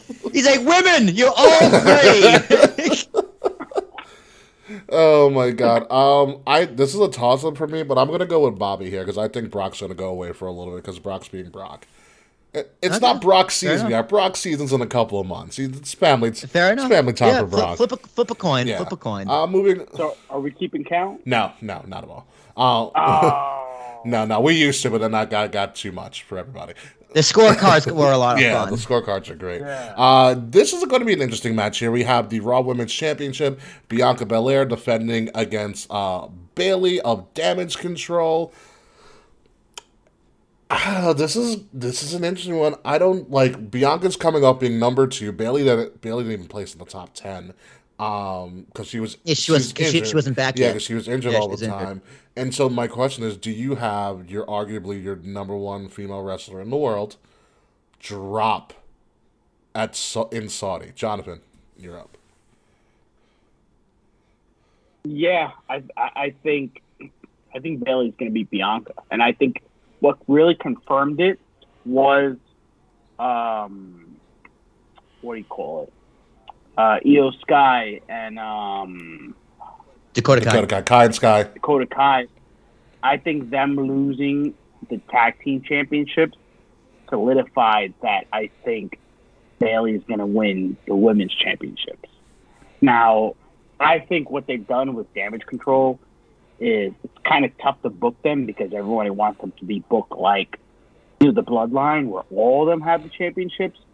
But I do think with them losing, the way the bookings work, I think that Bailey somehow, probably with the interference of Io Sky and Dakota Kai, and I think maybe one other person they have on their side, I think is gonna get her the championship. It's gonna continue the feud, I think so, but I think the tables will turn this time. Will. Depends when Charlotte comes back, really, because Bianca Charlotte's the match. That's the match. So if Charlotte isn't back for a few more months, I could see Bailey picking it up and Bianca taking it back. Mm-hmm. But Bianca needs to hold that belt for Charlotte Flair to come back, and then she probably beats her too. So do we know what's holding Charlotte back from coming back? Not a clue. Probably creative. I mean, because it's like she had her honeymoon, she got married, she's not pregnant that we know of, she doesn't have to have surgery on her boobs again that we're aware of, because she takes time off from that because, her boobs pop because she wrestles. It's happened like 3 times. It's probably creative. Honestly, like Bailey was ready to go for months and they didn't have a creative for. Fair. Because they're wrapping up the Becky feud storyline. Yeah. So now they got to wrap up the Bailey storyline to bring in Charlotte. Like maybe Charlotte comes back at Saudi, if she comes back next week, who knows? Charlotte coming out at Saudi would be interesting because they've never done like a return at Saudi. And how do you sneak her in? She is a 5'11" blonde woman. Tall. Yeah. Yeah. So it's totally popsicle that Bailey wins. But she's not gonna have it for too long because Bianca needs that belt for Charlotte. Yeah, be a transition. I do think Bianca. If we're going to do night one and the females, and you do a female main event, night one, Bianca Charlotte, that's your night one. That's your night one Mania. That's it. That is it. If Bailey does win, it's because he's transitioning. She'll only hold it as long as Rumble. Yeah, I would love to see Bailey win. I'm a big Bailey fan. Yeah, Always have. You're a been. big Pam Martinez fan. Yeah. Yeah. Yeah. Man, it's the Latinas, man. They're my weakness. And West Indian, they're my weakness. Yeah. Just make sure your girlfriend hears that. Yeah, don't get yourself in trouble. Hey, she don't listen to this podcast, so she's not. She'll gonna listen get to an anything hour, so Bianca watch. You'll hear it tomorrow. Be like, I heard you. Fuck, you're right. She does love Bianca. God damn it. Oh well. What are you gonna? Just don't cut the clip. Yeah, definitely not. All right, and also. Fuck. Let's go. Also, which was announced randomly, it's not a match at all, but we're gonna have another Bray Wyatt promo segment. If you guys saw on SmackDown, he debuted, or we got the debut of his character named Uncle Howdy, which sounds so creepy. And so I'm interested to see what he will say in front of a Saudi crowd if it actually pushes his narrative of whatever the fuck's coming with Bray Wyatt. The fact we're not seeing him in the ring is interesting. But Will, what do you think is coming of this Bray Wyatt now Uncle Howdy situation, all the stuff that's going on? Because I'm confused. I have no idea, and it's weird. I need to see it play out, but right now I'm not the biggest fan of it. Bray is kind of in the ring being like, hi guys, like he's ready to cry, and he's all emotional, and then him in a mask appears on screen, and it's just, what's going on here? Like, what is this? What is this shenanigans? It's like, wait, Bray Wyatt's back. What do we do now? You know what it is? It's the fact that he had such that, like, it crescendoed to Extreme Rules. Yeah. It Yeah, crescendoed to it's Extreme like- Rules, and we had the moments. It feels like one to come down. It doesn't even feel like we're on a come down. It feels like we're Oh, we have post nut clarity. I feel like we're on a reset. We have post nut Yeah. clarity. We're like, why do we do this? I feel like they're on a reset. Yeah. And We're just fine, give it time. Yeah. You know, like, well, I remember when Bray Wyatt came as Mr. Rogers, everyone's like, what the fuck is this? This is bullshit. They're burying it. And now they do anything, they have it back. yeah. So, why with Bray Wyatt? Just give it time. So I don't know what to think because there's not much to think about. Yeah. Jonathan, what do you do you think, think? Jonathan? I think there is going to be another debut. I think there's going to be another family member that's going to be debuting at Crown Jewel. I think it's going to be whoever Bo Dallas is playing as his character. I think that's either that, or I think it's going to be like a different version of himself. It's either he's playing 6 different versions of him, or there's going to be different people. But I think that debut is going to happen at Crown Jewel, and I think that's going to re-up the momentum, heading towards whether it's Survival Series, Royal Rumble, etc. I just want to know who is his first feud going to be against. That is also a very good question. Gonna be Yeah, listen, if Bray Wyatt is playing 6 different versions of himself, and Mick Foley should be fucking pissed. Okay. Why did I think of that? Okay. Also, if it is going to be Bo Dallas coming back, I don't want Bo Dallas to play any other character except Bo Dallas. Holy! Like if No. like all right, so if this gimmick is if the Bray thing is gonna jump a shark at some point, if you have Bo Dallas just be like, I'm talking about NXT tidy whitey Bo Dallas, Bo leap thumbs in the air, like always around next to Sinister Bray as the dumb younger brother, that's gold to me. Oh, that'd be so funny. Try to be serious here, Bo. hilarious. Come on. Book it. Yeah, book Book it, it. please. Hey there, Uncle Whatever. All you gotta do is a smile and Bo leave. Shut up, Bo. Pussy. Can you imagine? I can. Oh my god, that'd be great. But I mean, So I hope IRS just comes in and goes, don't forget to pay your taxes, brother. I know how many kids you had with JoJo. I'm dead. Seriously, I don't blame Bray Wyatt for doing what he did either. I've Nope. seen JoJo, and I would impregnate JoJo. That's for damn sure. yeah, good man, You're not wrong. good man. Moving on, another big meaty men slapping meat match because apparently this is what Saudi wants. Braun Strowman almost versus almost with MVP in the corner. I actually don't know how this is going to go. I picture this being a Goldberg Brock WrestleMania 20 moment where they don't know what to do because they're so goddamn big, or this could be just like they're doing drop kicks and backflips and springboards. They're gonna kiss. Could you imagine? No, this is gonna be. Hey man, Saudi wants to be progressive. It's gonna kiss. This also could be a moment where they could pull back the exploding ring. It'd have to main event though. It would have to mean could it? I mean, No. I mean, how long would it take to rebuild the ring like that? I mean, The I've whole seen thing's those broken. guys do magic. I know, but you gotta do the pillars and everything. They're really good at changing the canvas. All right. Listen, you can rebuilding the whole if, ring. listen. If you can, Yeah, no, it would have to be the main event. a Bray Wyatt promo fixes all of that, If it's backstage, I guess. or on the No. WrestleMania stage? side stage we do Oakland position. I guess maybe. I don't see them actually breaking not the for ring. this Yeah. match. Nah, they've done it 20 times. So, but I also don't know who wins. I mean, I also love the fact that Almost actually does tower over Braun Strowman and make him look like a kid. Yeah, Braun's a big boy. Too. I always forget Braun's in the company. I'm like, oh yeah, dude, you're here. Mm-hmm. What are you doing here? He couldn't control his own narrative, so someone's doing it for him. Fair enough. Yeah, Braun wins. Yeah, what do you think, Jonathan? Yeah, I think Braun wins. I honestly, I don't know what some of the WWE universe sees within Braun Strowman, but they absolutely love the guy. He's alright. He's a big, burly, simpleton man. What's not to love about him? He's fucking annoying.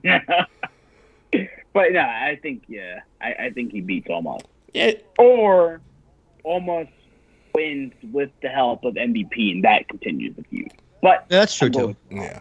I'm going with Braun. Yeah, I don't think you bring Braun back. I mean, the Saudi Arabia and Crown Jewel, this is the Braun Strowman special. Next to Mansoor, this is Braun Strowman's home. Okay, remember, That's true. Braun Strowman is the winner of the greatest Royal Rumble. He has the belt.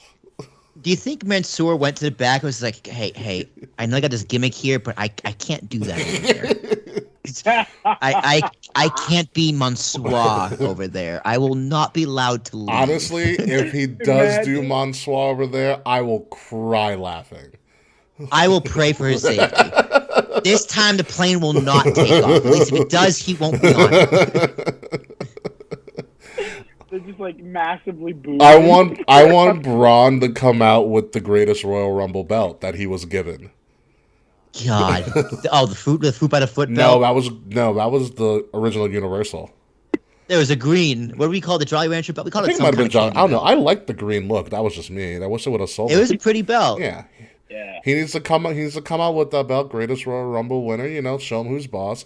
I think you don't bring Braun back for him to beat Omos. It just sucks for Omos because it's another loss on another big stage. He lost at Mania. He's gonna lose now at Crown Jewel. Yeah, because he sucks. That's why. So, listen, you cannot tell the biggest ninja we've ever seen in the Viking Profits promo and the doorman for Raw Underground that he sucks. Damn it. He was always He was good at being a doorman. He was great as a ninja. Should have stayed as doorman. He was great as a ninja. The Viking Profits ninja was one of the greatest segments ever. Yeah, that was pretty I'll give him that. That was pretty funny. The giant ninja Jonathan. Go you. Moving on to what actually might be a sleeper, ridiculously crazy match. You have the WWE, the Unified WWE Tag Team Champions, the Usos, versus the Brawling Brutes for the Tag Team Championships. If the Usos do come out and win this, which for all intents and purposes, they do. They are. They are going to have the longest streak as Tag Team Champions ever, beating the New Day streak of 483 days. Who beat the Usos streak? They beat Demolition Streak. They beat Demolition Streak because Demolition decided to sue WWE. So I'm going to go, besides the fact that I think it's going to be great, I think Ridge Holland and the guy formerly known as Pete Dunne, a.k.a. Butch, are they're peaking at a great time right now. People are loving them.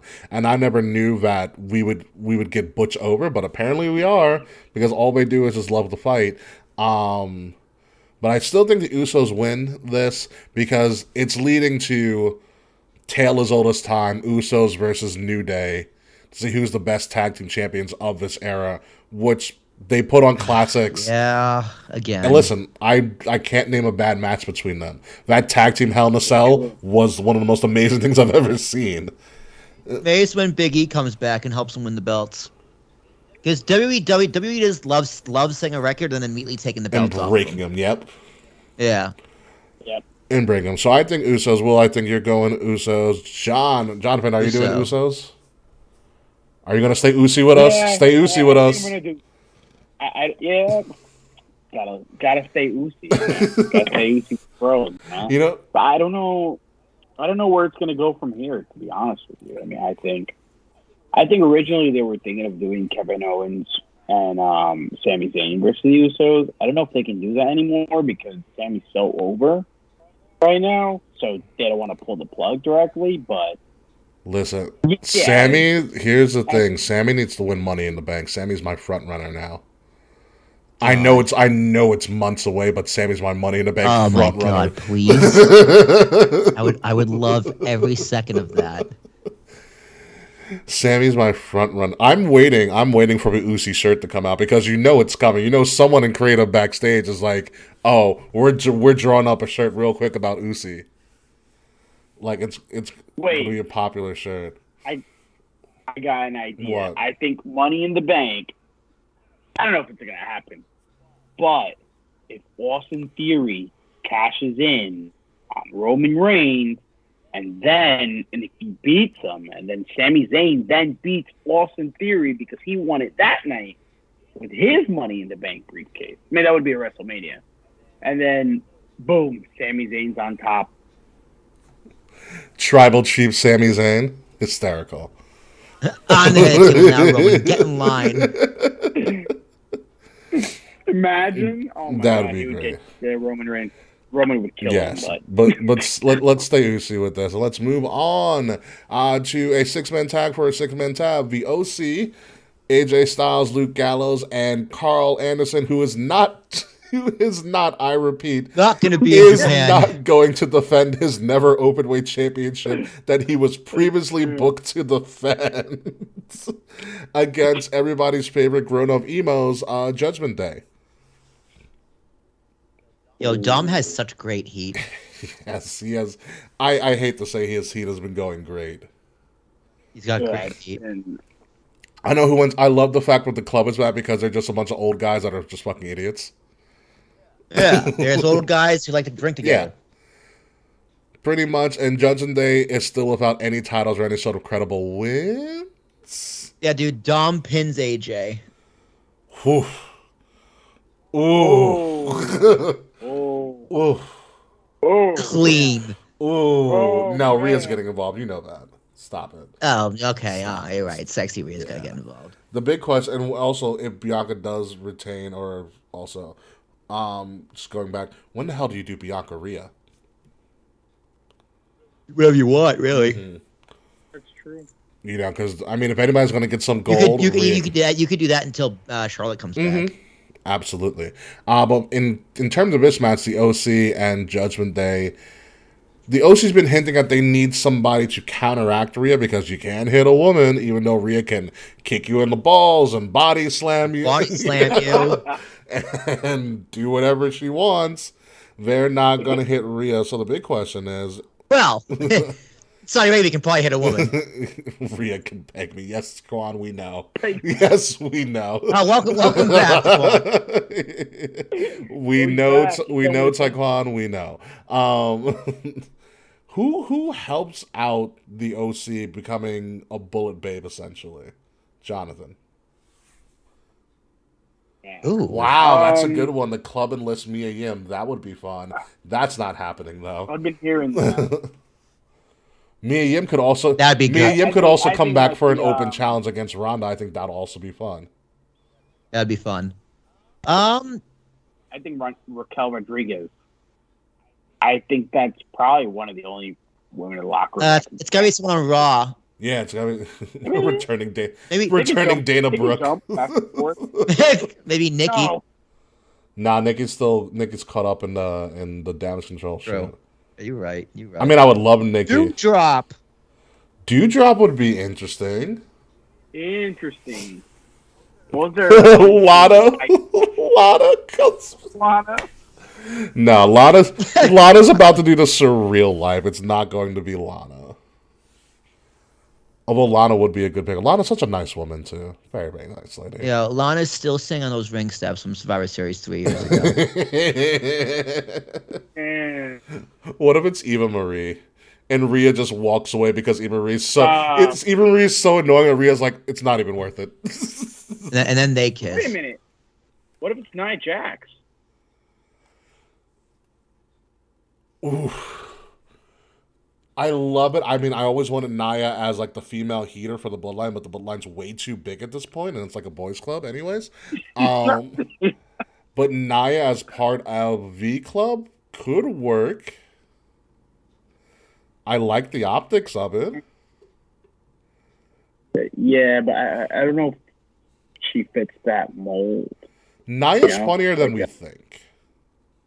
That's true. Not on camera. Unfortunately, not on camera. Yes, but It as a doesn't. person- It's weird Yeah. how her chemistry doesn't appear on camera, and her promos don't appear on camera. It's very bizarre how that works for some yeah, and people. if you How were to about Tamina? run Naya like backstage or like just in the streets, she's funny, she's personable, like she hits all the notes.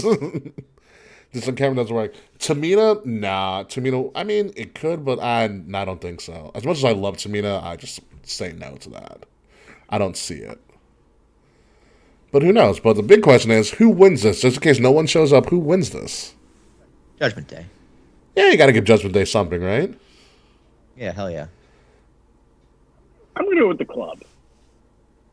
Yeah, I just... Throw something different. I think their surprise is gonna catch Judgment Day off. I like the club. I think Carl Anderson uses his greatest spine buster in wrestling today, his hot Asian wife, and the never openweight championship to somehow find a way for the club to win. He's going to use all those three things. Dude, I hope he brings the belt to Saudi Arabia and wears it on camera. Never openweight championship. Yeah, just wears it to the ring. Oh, that's where that title is. That would be a lawsuit really quickly. That's intellectual property you do not own. It was not given permission to do. That would be such a Carl Anderson move, though, too. It really would. He would do Oh it my too. God, he's such a funny man. Moving on to this, another hot spot that no one really cares Oh, about. God damn and- it. Why? And that we failed to promote well. Is Well, someone got to get married. we have Karrion Kross, who we're only here for Karrion Kross because Scarlett's right next to him, versus Drew McIntyre. And they had a good build. All right, so they had a good build going because you had Kross beat him, and then you had Drew almost kill him on SmackDown, slamming his head through a car door and also running into his car as well. Like, that's a good I'm angry build. And Yeah, that was pretty crazy. I do remember that. And then nothing. Because someone had to be a best man for his friend in his wedding wearing kilts around New York City. Woo, woo, woo. Spooky. Yeah, right? So I don't know where this goes. I mean, yay, it'll be great. Isn't it a steel cage? This is a steel cage. Man. So Scarlett can't get involved with her pepper spray or whatever magic she uses. Or Miss Fireball. It's all right. In my opinion, Scarlett doesn't miss anything. Got him. That's true. You know, so I mean, Drew can get his revenge if you want to keep us going or not. I don't know. I'm gonna say Cross for some reason. Will, who do you got? Or Jonathan, my fault. Yeah, I'm gonna say Cross. I think there's gonna be either outside interference from Scarlett, or I think maybe Bray Wyatt interferes in this match and kicks off a feud with Drew McIntyre. Maybe. That'd be cool. I think That'd be cool. I think so. Well, also here's a question because we know how for you, Will. We also know how Scarlett loves to dress. Does Scarlett even make the trip? That's a great question. I'm gonna say probably not. I mean, unless she has something to do, right? Yeah. I mean, imagine her in a giant T-shirt. I will. They give it a bodysuits now. Although I will say, I think she'd look great in a bodysuit. So Yeah, she would. I think she might make the trip. Yeah, maybe. Yeah. So I'm gonna go. So we 2 for Cross. Do you have Drew or do you have Cross? Will? I got Cross. Yeah, we're gonna go with Cross. Drew can take some time off or do something. Also recently announced after they just won the damn tag titles from Damage Right. Control, we're going. How long is this fucking car? We're gonna. This is the last. What happened to 6 matches? That was a one-off. It's the last. AEW. And when you're not the one who's doing the principal money for this, they're going to put on as many matches as they want. You also have what is probably going to be just a literally 50-50 booking, run a back match. Damage Control is trying to get their tag titles back because they just lost it on Monday from a returning Asuka and Alexa Bliss. Women's tag team titles. Do Bliss and Asuka retain, or do Damage Control get them back? I don't know, dude. They flip-flopped these titles 3 times now since they brought them back. So who the fuck knows? They don't. Who Yeah. cares? Who cares? These belts suck. Get rid of these fucking belts. Bring on the mid card, but we just still need more women. But we do that mid card belt. I think is almost there. Almost there. I think they retain. Especially if Bailey, I think, like what you said, Jonathan, earlier, if you wouldn't have Kai and Sky lose if you didn't think Bailey was going to win and take this title. Yeah. So I think we have a retaining here because you don't want to get into the split floppy, all the flippy shit with these titles. More than it has been ever since they forgot about them when Sasha and Naomi left. So be what it may. But I believe that is the last thing on the card. But it is the last one on the card of our Crown Jewel Premium Live event, or formerly known as pay-per-view. So, Jonathan, here's the last part of our show. It's where we're going to crown it, where we're going to predict how good this event is going to be between 1 and 10 crowns, 10 being the highest, like the greatest thing you've ever seen. Really, 9.11. Shut up, Taquan. Versus 10 being the highest and 1 being the lowest. So, how good do you think this Crown Jewel Premium Live event? I think it's going to be probably around, I would say, like 8.7, 8.8. Ah, high hopes over there. Very high. I do think it's going to be I think it's going to be a really good pay-per-view because I think they do show out for, Saudi Arabia, and they put on these great matches. I don't think it's going to be a 10 out of 10. I don't see that, this is going to be 5 stars. Oh, wait, isn't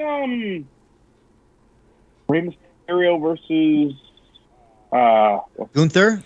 That might be on They might have SmackDown. moved it to SmackDown. When I checked WWE last night, it wasn't on the official match maybe. card. So so they might have that. They might add that as like a last second thing. But yeah, going around 8.7, 8.8. wow, I love the optimism. Will. Since I'm gonna be a little optimistic too. I'm gonna give it 7.5. I was gonna go 7, but optimism has been thrown through my veins as well. Because fuck Dolph Ziggler, 7.5. Whoa! I'll get into this feud everything. I also got to know who was your favorite wrestler? Ooh. All time? No, right now. Right now? Oh yeah, it's Roman. It's gotta be Roman Reigns, easily. Actually, it might be Sami Zayn. I do love me some Sami Zayn right now. Yeah, there's a lot going on in wrestling right now, but yeah, I'm gonna go with Sami Zayn. Yeah. He's on TV more. Yeah. Such a casual.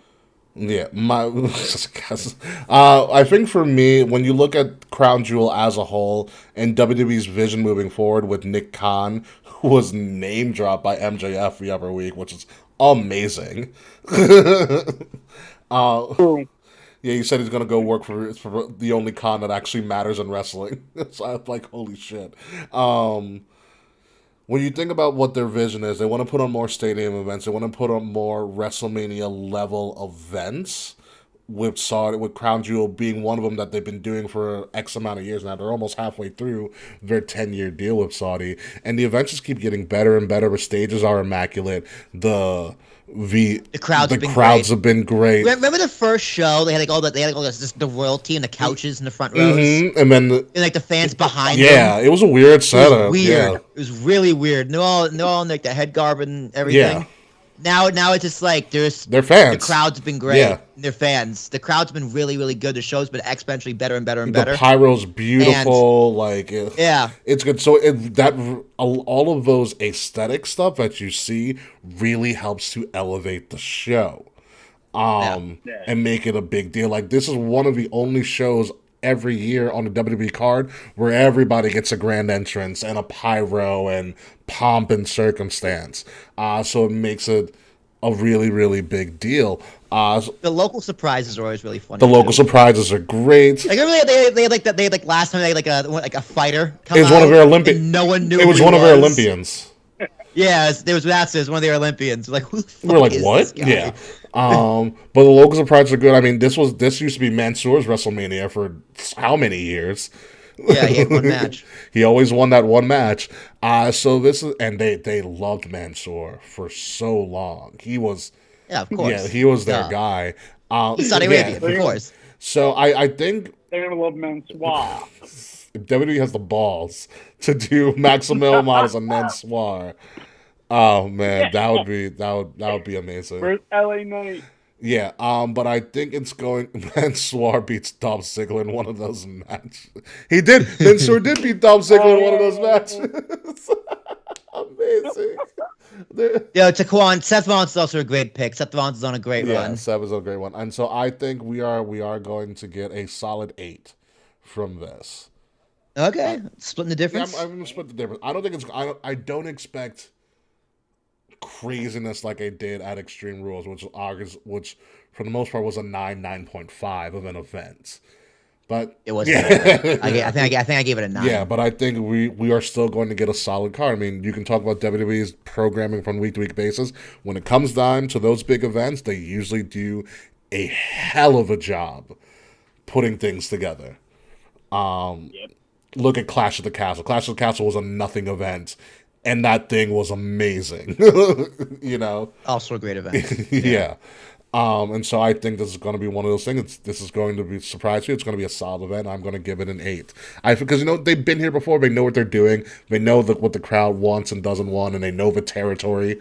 So I think it's going to be an 8. And everything. So, be that as it may, that is the end of our show. And first and foremost, Jonathan, we want to thank you for being on our show for the last officially hour and a half, as we've been talking about all things wrestling and your love for Dolph Ziggler and Will's hatred for Dolph Ziggler as well. Are you going to be joining us for our post show once we're done recording? Sure. We are going to be live on Twitter, Twitch, YouTube, Facebook for our post show. We just won't be recording the video soon, but we'll be live to answer any questions. Blah, blah, blah, blah. Jonathan, Clash of Genetics. You're Taquan. You're on. Jesus, Taquan, get the stick out of your ass, bro. Get over it. I liked it better when he was quiet. Aren't you still in school? Like, it's past your bedtime? You like test or something tomorrow? No, what is it? Thursday night? You still have class. It's Thursday. It's not Friday. Oh my God. So yeah, if you're gonna be joining us, that'd be great. It's when Will and I just bullshit and There is hang out. Sometimes we yell at each other. yeah, it depends on how we're feeling. I can tell you some stories about one of your frat brothers, because he doesn't watch the stream. So I know that for a fact. But yeah, before we get going, the floor is yours. You can plug anything you want. Where can they find you on social media, so on and so forth. So the floor is yours, sir. Oh, Jesus. Oh, man. Well, thanks for having me. A huge Dolph Ziggler fan, future Hall of Famer, future WWE Universal Champion once he beats Roman Reigns. Stop it. At You've gone too far. Anyway, thanks for having me, guys. As you can see, my social media handle is jvalera96. If you guys want to follow me on Instagram, I'd love to interact with you guys. Hopefully, they'll bring me on in the future. Hopefully, I wasn't that bad of a guest. Oh yeah, you're coming back. You're on. No, you fit Yeah, right you're in. perfectly fine. You fit right in. We'll play a second guest game. Thanks again for having me. This was fun. I had a great time. Well, except for Taquan bullying me a little bit. It's It's all okay. right. We'll have What happened? Taquan come on. You know what we'll do. Here's Here's what we'll do. We'll do. I'll have to create another video, but we'll have Taquan come off, and oh my God, Will, this is what we're gonna do. Okay. Taquan versus Jonathan, Wrestler's Court. Oh, we're gonna do Wrestler's Court? For no reason. What is that? Shit. We've never done Wrestler's Court. Essentially, Wrestler's Court is a concept we're stealing from one of our old affiliates, the Rant with Ant Wrestling Network. They came up with a special called Wrestler's Court, where you picked a controversial topic in wrestling, like, is Dolph Ziggler actually good at what he does? And you have two people argue about it. The first time I did Wrestler's Court, there was an argument about the greatness of Brock Lesnar at the time, and I think Will remembers it was Issa versus Ant, and Issa... Yeah, Ant didn't get a word in. Issa, also known as NYC Demon Diva, like '06 or whatever, Issa is a very knowledgeable and proud Puerto Rican woman who loves her Brock Lesnar and can actually and knows how to argue about Brock, and she eviscerated him. Oh man. Yeah. Shout out to Shout out to Issa. I love that Issa's girl. amazing. She's the best. She's the best. Yeah, she's big time now. Actually, you follow her YouTube. She's fucking great. Yeah, it's her OnlyFans. Well, no, but she also works for I forgot what company. Well, she has a bunch of them now. But shout out to Issa. Good for Yeah. her. She deserves it. Yeah, she is her. So that's what they're gonna do. Maybe you and Taekwon can squash your beef during a former wrestler's court, where you guys can just argue about One something. fight. Yeah, I don't know. Taekwon, you got to give us a controversial topic, the controversial thing in wrestling that you believe in, and we'll have you guys find it out. But be that as it may, let's get ready to do this post show and all of that fun stuff. So, Will, if you will please set the scene and we can get out of here.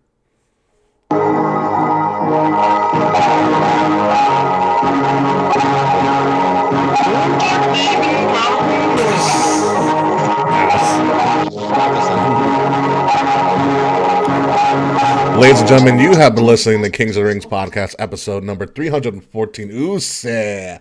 Juicy. That's been the oosiest and juiciest episode of Kings of the Rings podcast ever. We went over Crown Jewel, talked about the greatness of Dolph Ziggler, and is the PWI Women's 150 actually valid?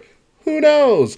I'm your host, King Ricky Rose. You can find me on Ambassador Biggs across all social media outlets, BIGZ, Ambassador Biggs. Find Kings of the Rings podcast at KOTR_podcast on Facebook, on Twitter, on Twitch, on YouTube. Follow us, chat with us on Discord, and all the other places that we are found. You can also go to our links in the description below and buy some of our great Kings of the Rings podcast merchandise, where we have over 170, 130 items in our store. Mugs, not shot glasses, regular glasses, hoodies, all of that fun stuff. Kings of the Rings logos, Willie T's logo, my logo, K Murphy's logo, so on and so forth. If you are listening to us from an audio perspective, make sure you are subscribing to Wrestle Addict Radio, where you can find us as well as the WrestleMania podcast, the Young Lions Perspective podcast, and the Brace for Impact podcast. Wrestle Addict Radio can be found on all your favorite podcasting sites, and follow Wrestle Addict Radio's socials at addict_wrestle on Twitter and Wrestle Addict Radio everywhere else. Jonathan, again, thank you for being on the show. We are going to have you back, especially for Wrestler's Court with you and Taekwon. But before we go to our post show, Will Tarashak. Oh. My name, ladies and gentlemen, is Will Tarish. That's T as in Thomas, A-R-A-S-H. Don't fade the black on me, asshole. S-H-U-K. All my shenanigans can be found on Instagram. My other podcast, Talking with Tarashak. I'm currently releasing a How to Start a Podcast series. It's going to be about 7, 8, 9, maybe 10-part series on how to start a podcast. The first episode was released just this morning. So if you're looking to start a podcast, that's where you're going to find it. A lot of me shenanigans, saying my opinion on things, some facts on things. If you need to buy equipment for that said podcast, so Jaron, I know your microphone, our store is up and running. Our first equipment order has been purchased. So equipment can be purchased at our store below market price. So support us as well. Our GoFundMe has been set up as well. So if you want to give us some money, $1, $2, $3, $4, $5, anything up to as many dollars as you want. Different biggest podcast solutions, that would be greatly appreciate. Fretzy, I'll send you the link. It's finally ready. My name is Will Tarashak. Fuck out of here. Yeah, so when we come back next week, we're going to have the fallout from the oosiest and the juiciest Crown Jewel event. We're going to look forward to Survivor Series, and oh yeah, Full Gear's coming up too. We're going to have to start talking about that. So until next week, folks, goodbye. Good night. We'll see you next week, hopefully with K back as well. And oh yeah, fuck you, Slack. Fuck you, Slack. See you, folks.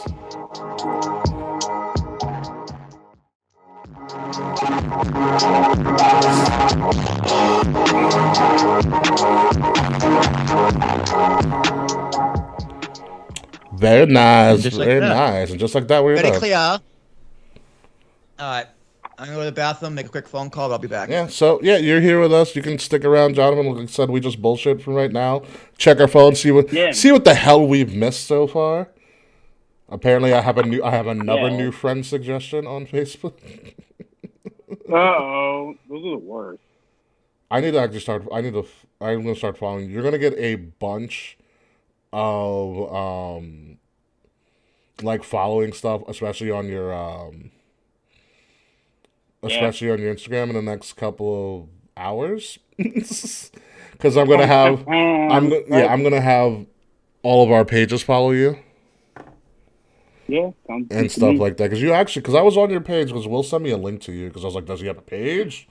I'm like, what do we know about this guy? Because Will all of a sudden text me, like, I think it was Monday. He's like, I got a guest. Oh, Mr. Fred's followed you. Mr. Fred's followed you, I gotta Fretzelmania. guess. He's like, I got a guest. And I was like, who? He was like, yeah, it's dude I went to college with at a wedding. And I was like, oh, all right. Man, um, you're probably like, what the fuck, Will? I was like, okay, so hold on, because you know some people I know that I need to validate. Let me see, because I have a lot of shit going on right now. Who has messaged me? Oh, Tip of the Crown. What you can see right now, what I haven't updated, is so our post show is called the Tip of the Crown post show. Jonathan's on the screen. You will see a bunch of funny memes and tweets that myself and Fretz and other people find over the internet, and we put it in our Discord chat, and we just have a running slide going. Of just random shit. Like instant Rey Mysterio as an N64 controller is one of the most amazing threads I've ever seen. It is. Or Kai and Sky. Alright, so let me see. Oh, the Washington Commanders are fucked. Oh, I knew about this though. Credit Karma, no. Let's see. Because Will sent me your Instagram. There you go. I'm assuming this picture of you and your girlfriend. Yes.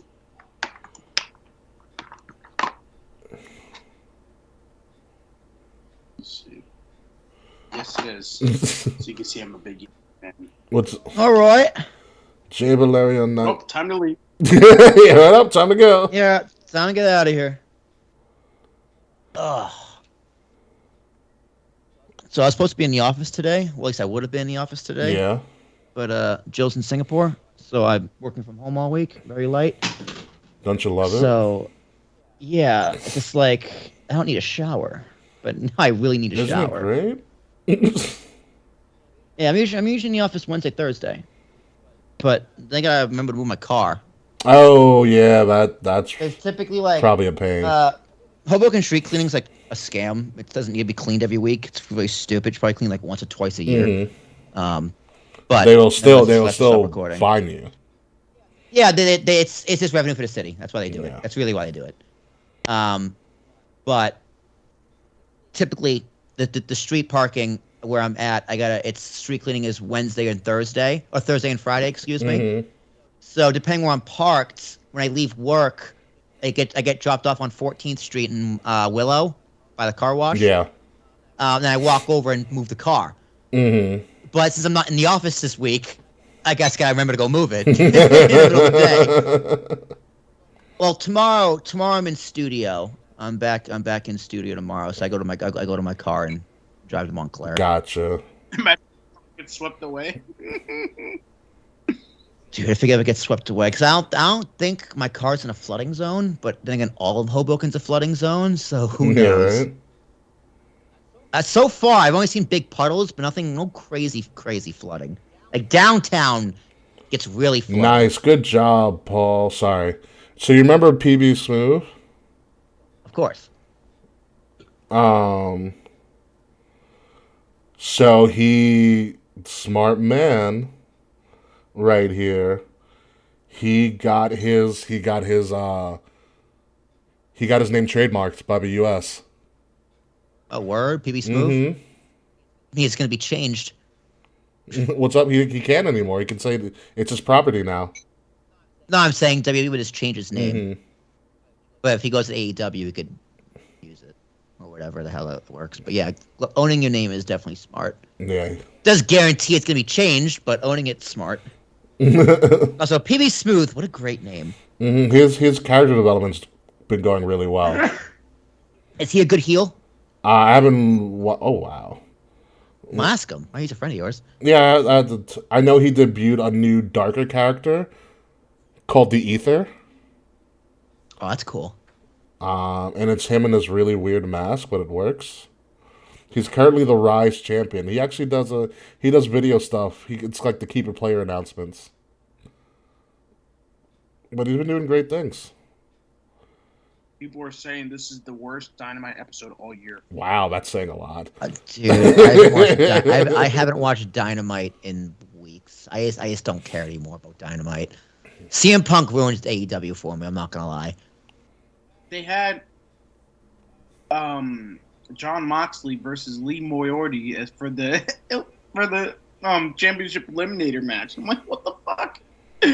What has this man done to actually get Lee Moriarty? Wow. So Jonathan, I'm looking at our mutual followers. Of people, you definitely know some people, but I mean, you know Joe, obviously. Yeah. What? Yeah, there's Freds. You know a lot of unicorns.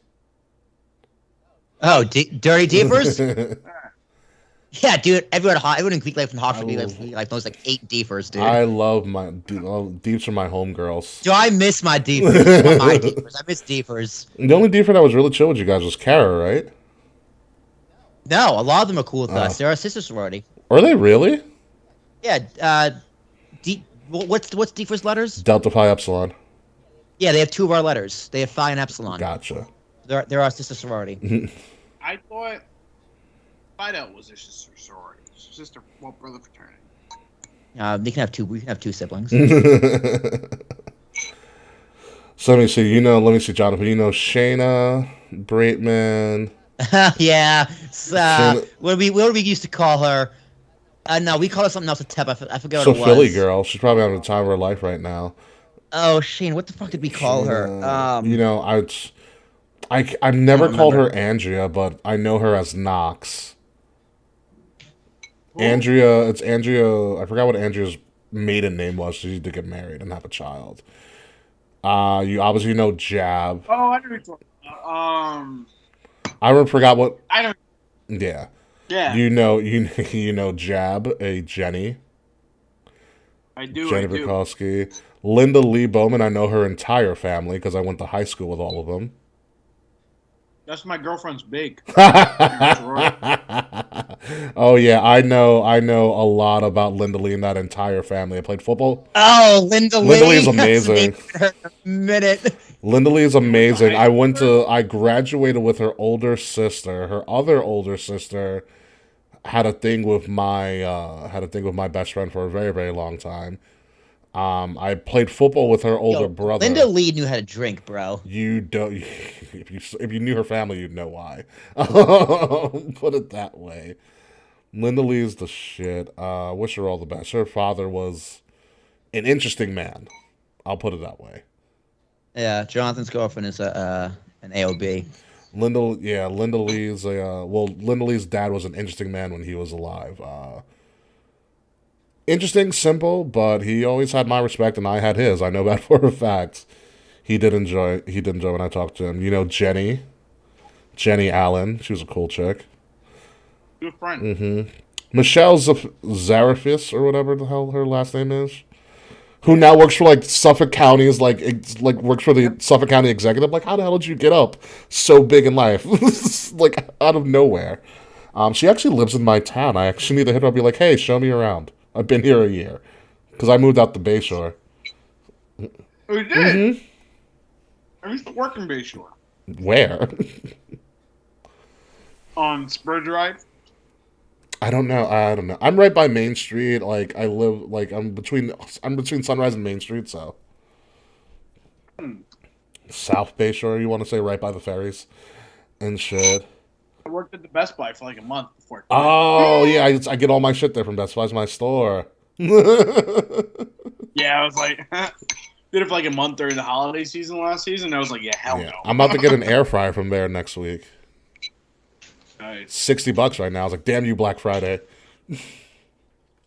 Just don't tell them that you know me. Literally, I am in and out of that place all the time. I'm in and out. Because if I stay at Best Buy for too long, I will leave with like $1,000 worth of useless shit.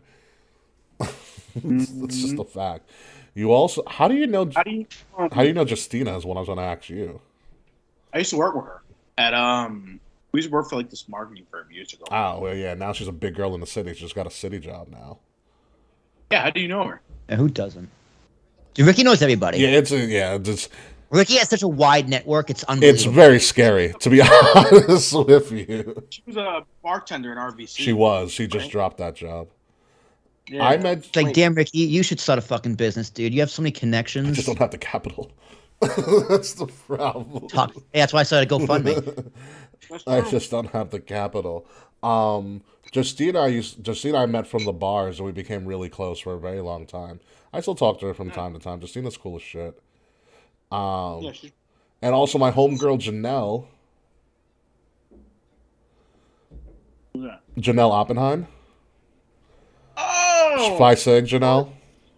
yeah. Damn, Astros got a 5-run fifth, take the lead. God damn. And Mr. French, if you're going to say something about me, at least spell my name right. Yes, I was affiliated with some of the New York Islanders. Yeah, my network's kind of gross.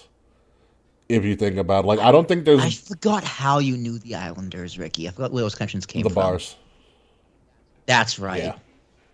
It's somewhere through the bars. Yeah, Janelle is one of my friend Tommy used to date Janelle. That's how I know Janelle. Yeah, I love Tommy. Shout out to Tommy P. Tommy Provine, Tommy P. Yeah, I love Tommy P. Me, Tommy, and Joe used to be bar running mates all the time. Do I remember when Tommy P met my parents? He probably really like yoked it up with your parents too. Like, hi, I'm Tommy. How are you? Oh.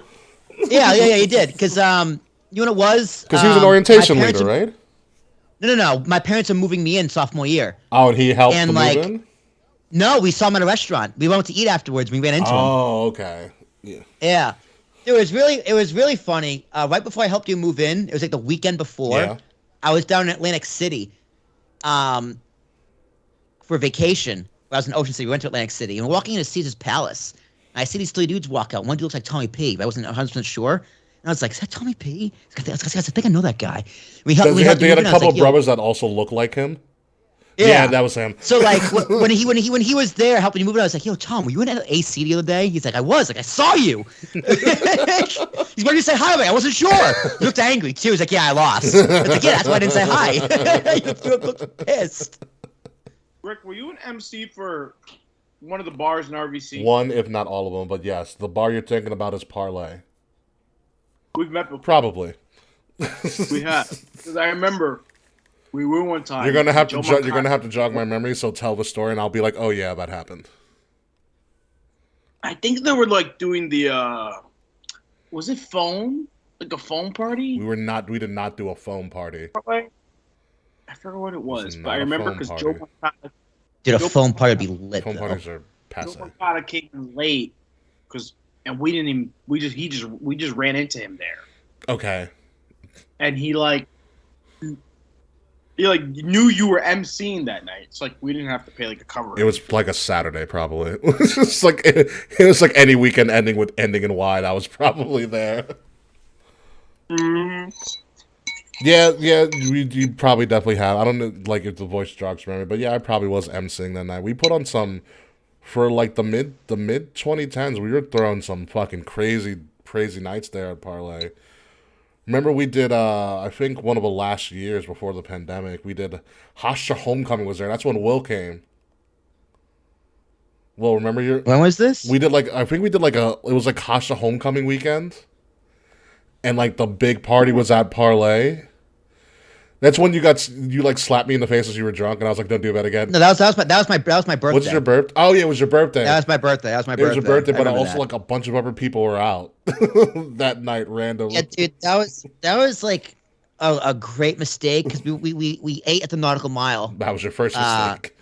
Oh, I that- love I fucking hate the mile. Yeah, we ate at Jeremy's and we ate seafood because Frodo. I know Frodo- the owners. Yeah, Frodo hooked it up. Okay, fair.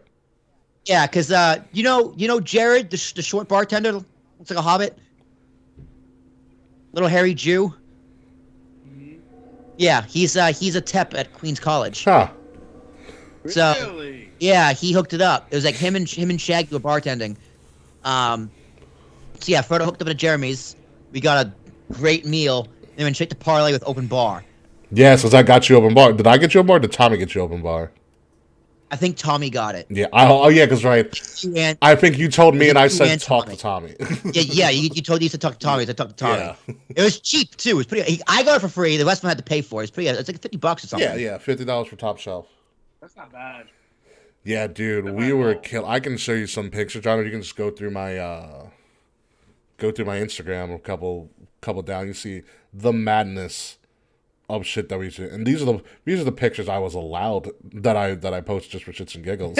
Like there was also my buddy Shroot had his bachelor party. This is after I graduated. Had his bachelor party on Long Island, and like we were bar hopping, and I was just like, let's just go to Parlay. So we ended his night with his bachelor party in Parlay. It's not bad, dude. Like I said, we've had some legendary times at Parlay, dude. That Restaurant Radio brunch too was amazing. Oh yeah, the brunch I orchestrated before. Yeah. It was expensive, but it was great. Whatever, I didn't give a damn. We got the hookup. The fact that you got so many titles, oh my god. What's up? It's crazy. Yeah, but your titles, you're a title whore. Listen, there's only 6. 1, 2, 3, 4, 5, 7. Sorry, I lied. I saw the UK title. Yeah, Jonathan. Him and Dave literally bought me the UK title. Really? Yeah, it's I'll show you. It's right over here.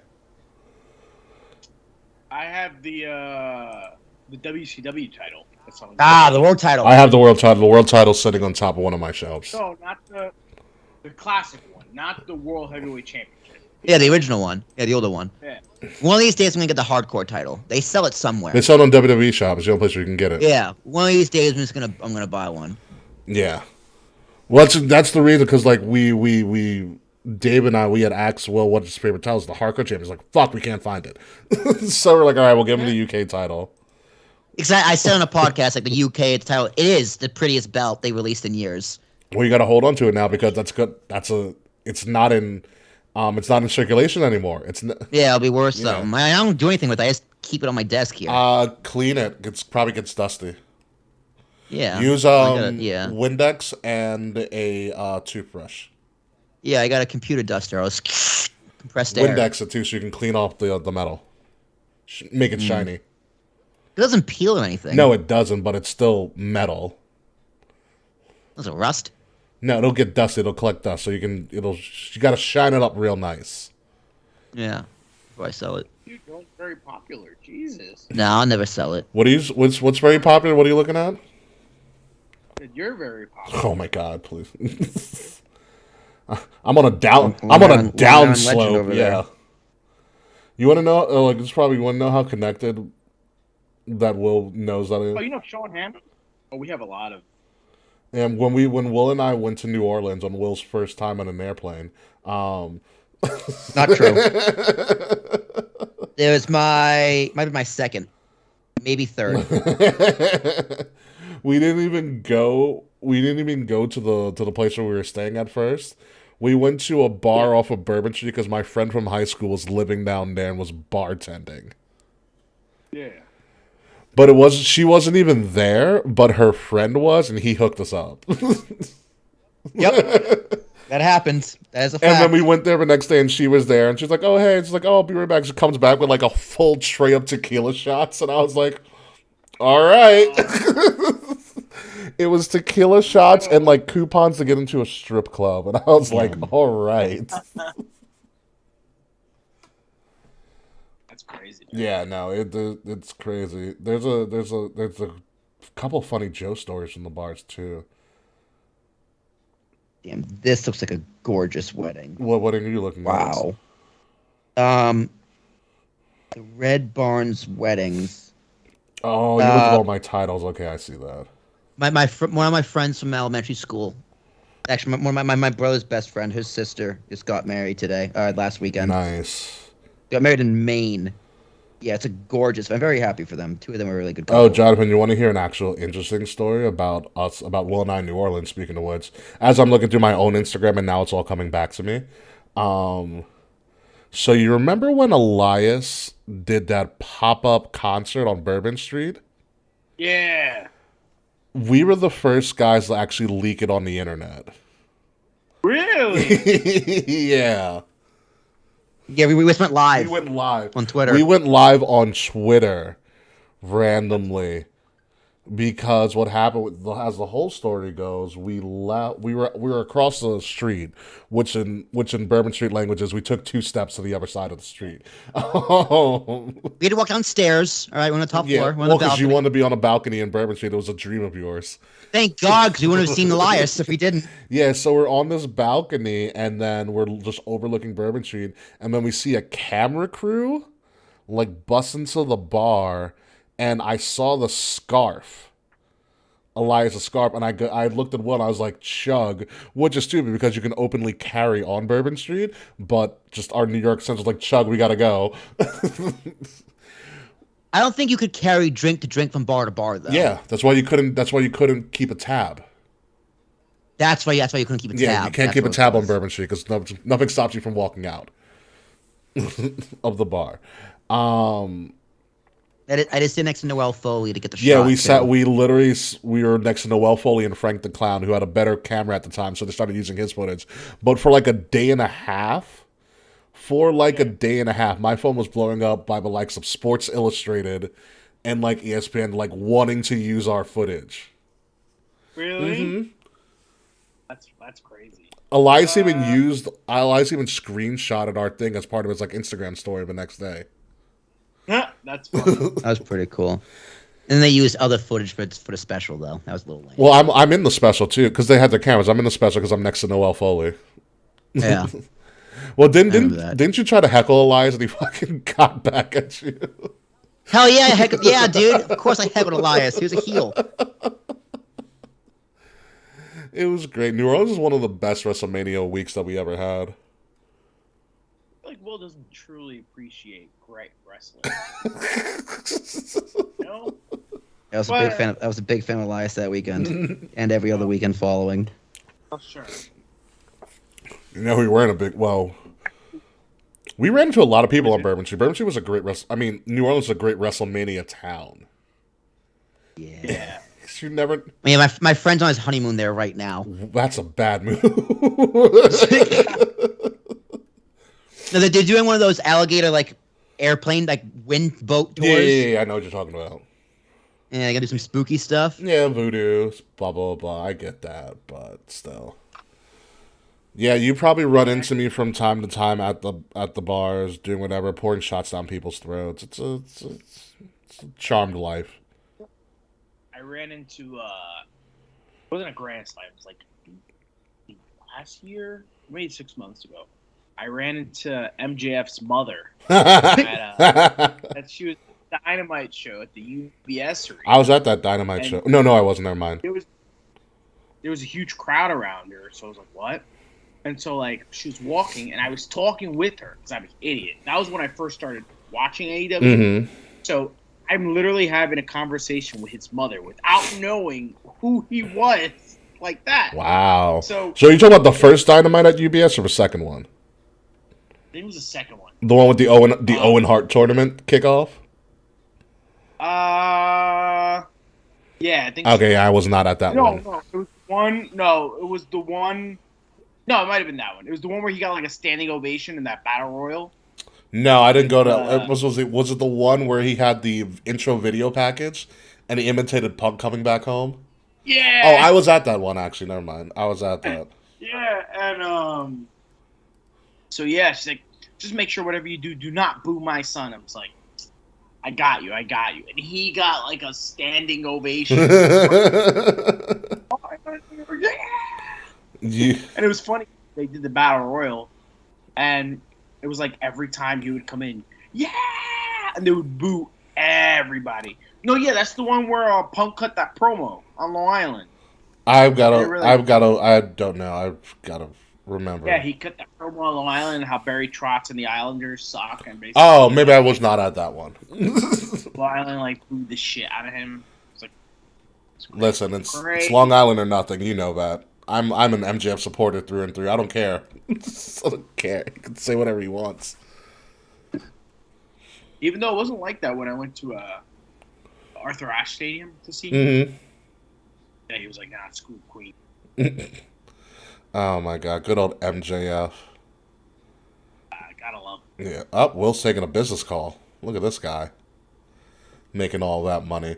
So you've been watching wrestling for that long of a time. So for me, I took a break. So when I didn't really take a break.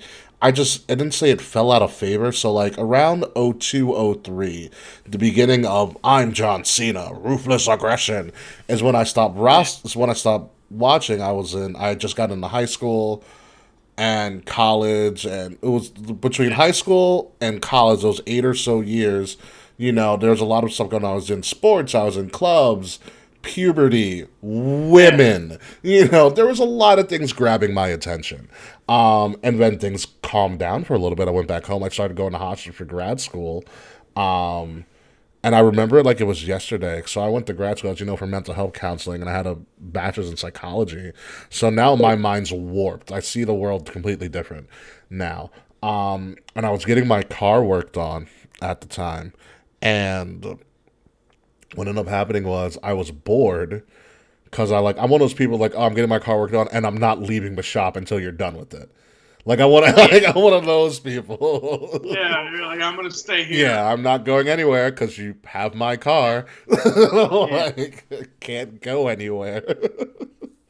So I was on my tablet at the time, and it was around Rumble season. And WWE posted the old Rumbles. And so imagine, so through my boredom waiting for hours of car, I started watching Rumbles that I missed. And then that turned into watching WrestleMania matches that I missed and stuff. And all of a sudden, I'm like, fuck, I'm hooked again. And so I started finding ways to wiggle wrestling back into my schedule. I would start watching recaps on Hulu because I would go to grad school during the day, or I'd be either working. Once Hulu Raw is gone, I'm gonna cry. No lie. So I would watch it. I'm just never gonna watch wrestling again. And then I was like, oh, and then, but the difference now compared to when I was younger, the fact that I know it's a staged event, but I understood it from a psychology perspective, and what draws people in, and I was more heady about the business side of things. Yeah. And you really learn why WWE has been so successful for so many. Sometimes it was luck. The first WrestleMania was luck. That is true. Sometimes it was luck, but other times once they figured out the formula, they have mastered it. They are one of the best entertainment companies in the world. Oh yeah. Will and I talk about this all the time. There is nothing better than a WWE promo package for a match. Oh hell yeah, dude! It's the best part of wrestling is their production production team. It's unbelievable. It's second to none. Their production team is absolutely fantastic, and you can put that on a resume, oh, I work for WWE in production or something. You'll probably get hired really quickly because you have to work in such a fast-paced fucking environment that probably everything else is oh, this is easy. Would you tell me I have time to breathe? I mean, they're told what's coming beforehand. Usually, yeah. Yeah. I mean, if it I think they've also done a really good job at building those larger than life stars. So essentially, before Hulk Hogan got fucking destroyed and started saying crazy shit, but he was an international sensation. Him. He still is. He's still Hulk fucking Hogan, dude. Ric Flair, and you move there to The Rock and Stone Cold, and John Cena. John Cena, yeah. And John Cena too. I mean, and now you have Roman Reigns, and you have a lot of these. Which they almost fucked up. They almost fucked up Roman. They almost fucked. Oh no, they did fuck up Roman. I mean, they fucked him up. They got. So what essentially really saved him was cancer. I think was cancer, and himself, because I think he was let me turn heel, let me join Paul Heyman, and that duo really solidified. Once he joined Paul, I was like, here we go. I was like, this is what, here we go. Because I think you're right. The pandemic hit, he took time off because he was immunocompromised, and no one was going to, like no one's going to stop him from that. And he also got his teeth fixed, which also takes time as well. Those implants, and everything like that. And I think during that time off, he really got deep into creative, and said, "Here's what I want to do." And he came back at the perfect time, and it's just been the best thing smoking ever since. Like, Crazy was there was 1 year, I forgot which year it was, that everybody wanted him to win the Royal Rumble. But he lost. He came in second place. I forgot which one it was. Everybody was pissed. And the next year when he was the favorite, they booed the shit out of him. It was the funniest thing in the world. Just like turn around. what? It's WrestleMania in New York. We booed him against No, Drew. yeah, but it was the Royal Rumble. It was the Rumble Oh, that 15. he lost. That he won. That he lost. 14 was when he lost. Yes. Batista threw him out. Yes. Yes, and that's what caused it. Yeah. Because people were upset with Daniel Bryan. Yeah. Mhm. And they booed the fuck out of Blue Tista. That was where Rey Mysterio got absolutely booed. Yeah, Philly destroyed him. Philly hurt his feelings. Never booing Rey Mysterio. Who boos Rey Mysterio? Yeah, yep, that's the line. 2014, thank you, Mr. Fretch, yes. Oh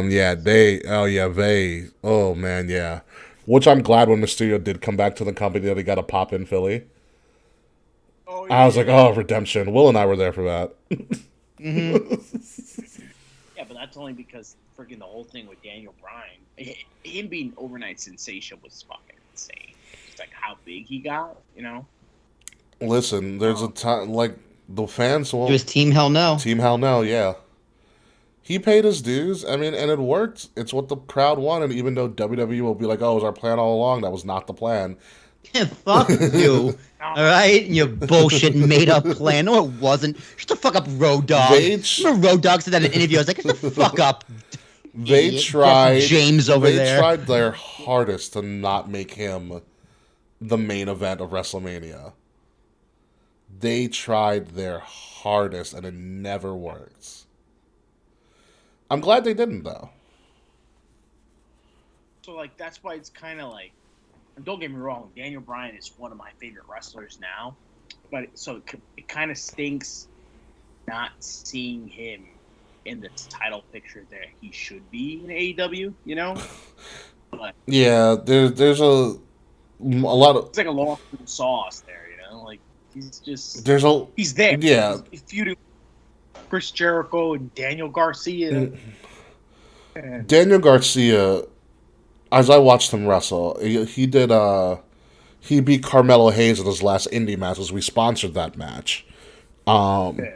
We actually sponsored that match for Carmelo Hayes before he went to NXT, which was really cool. And him and Daniel Garcia is a great talent. He is a green talent, though, and should not be on TV as heavily as he is. Daniel Garcia is tailor-made to be on NXT so that he can develop a little bit more. I don't think he's... Like, I see the potential of Daniel Garcia. I think there is something there, but he doesn't have it yet. Do you feel that Wheeler Yuta is on the same, I guess, level as him in terms of, you think he would be an NXT talent who needs more development as well? I don't know too much about Wheeler, to be honest with you, because I don't watch AEW too heavily. You probably have to ask. Oh my God. You probably have to ask Willem. I know. I think Wheeler's fine where he is. So, like, I know about Wheeler because everybody talks about Wheeler as having this guy with a lot of good potential, but I haven't watched Wheeler, like, work. They put him in a promo battle against MJF. That's and I not just going to started work. laughing. Yeah. Yeah, I was like, what? Why would you do that? Wheeler, you're interrupting MJF? Like, You know, yeah. There's one of those things that you like. There's one things for putting superstars and talent in sink or swim situations. to see if you get the best of them. But if you see something in somebody as a potential future in your company or somewhere, you're gonna want to put them in situations where they have the biggest likelihood to succeed. Yes, you can challenge them a little bit, but you still got to put them in positions where they can easily succeed and move on to the next step. Or you can just send them to the fire, like what happened with the Miz when he forgot the phone number. When was that? Do you remember this? Or you probably remember this story. The Miz talks about it on one of his docs, where he talks about he was given, initially when the Miz came into WWE, they saw him as like a Ryan Seacrest character, because Ryan Seacrest was the guy at the time. He didn't want to. He didn't want to do it, and so he started becoming like the host of like the Diva Search and all this other stuff. And then there was some competition. It might have been the Diva Search or something that WWE was doing, and the Miz.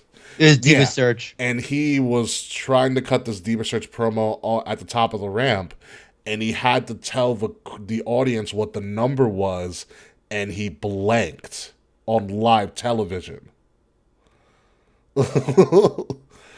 Like, he blanked on...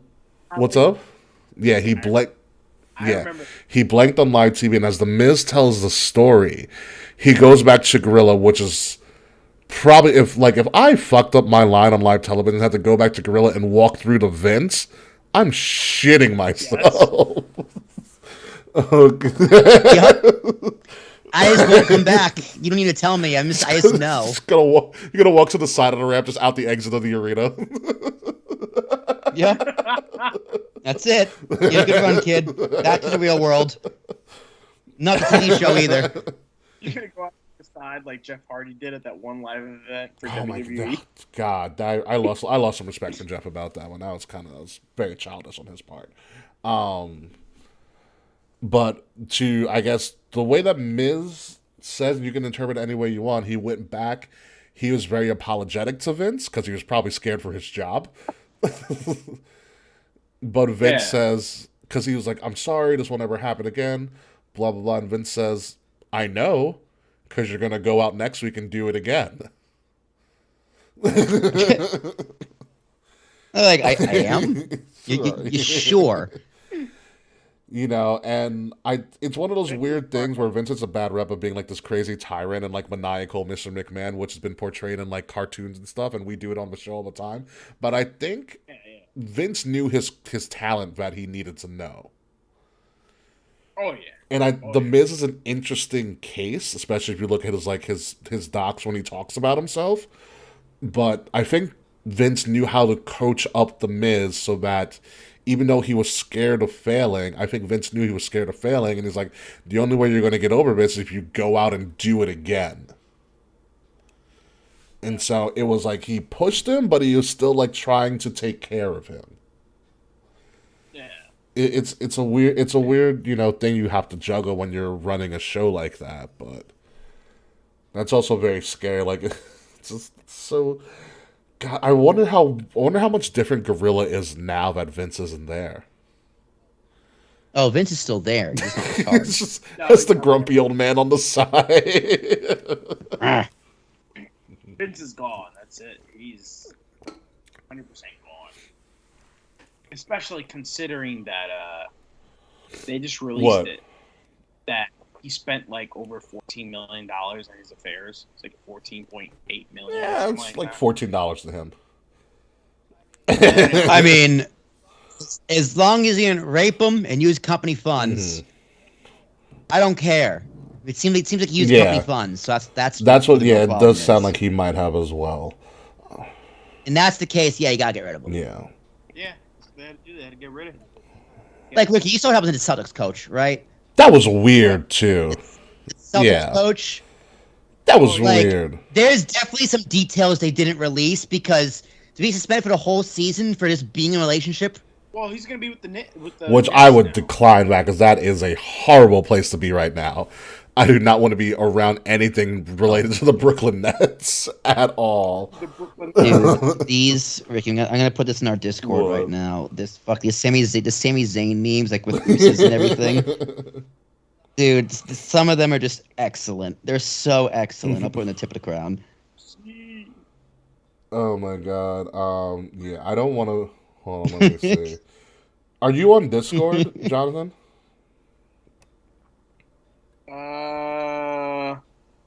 I have one. Oh, you can join our Discord. We just talk a lot of BS. Sami Zayn the Almighty. Oos Almighty. It's so stupid. good.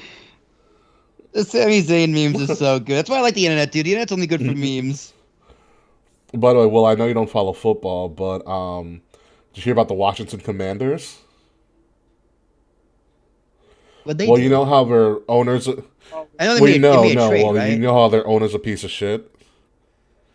And he's Yeah, I like, did know I'm not that. selling. Well, the news came out a couple hours ago, but now him and his wife are considering selling.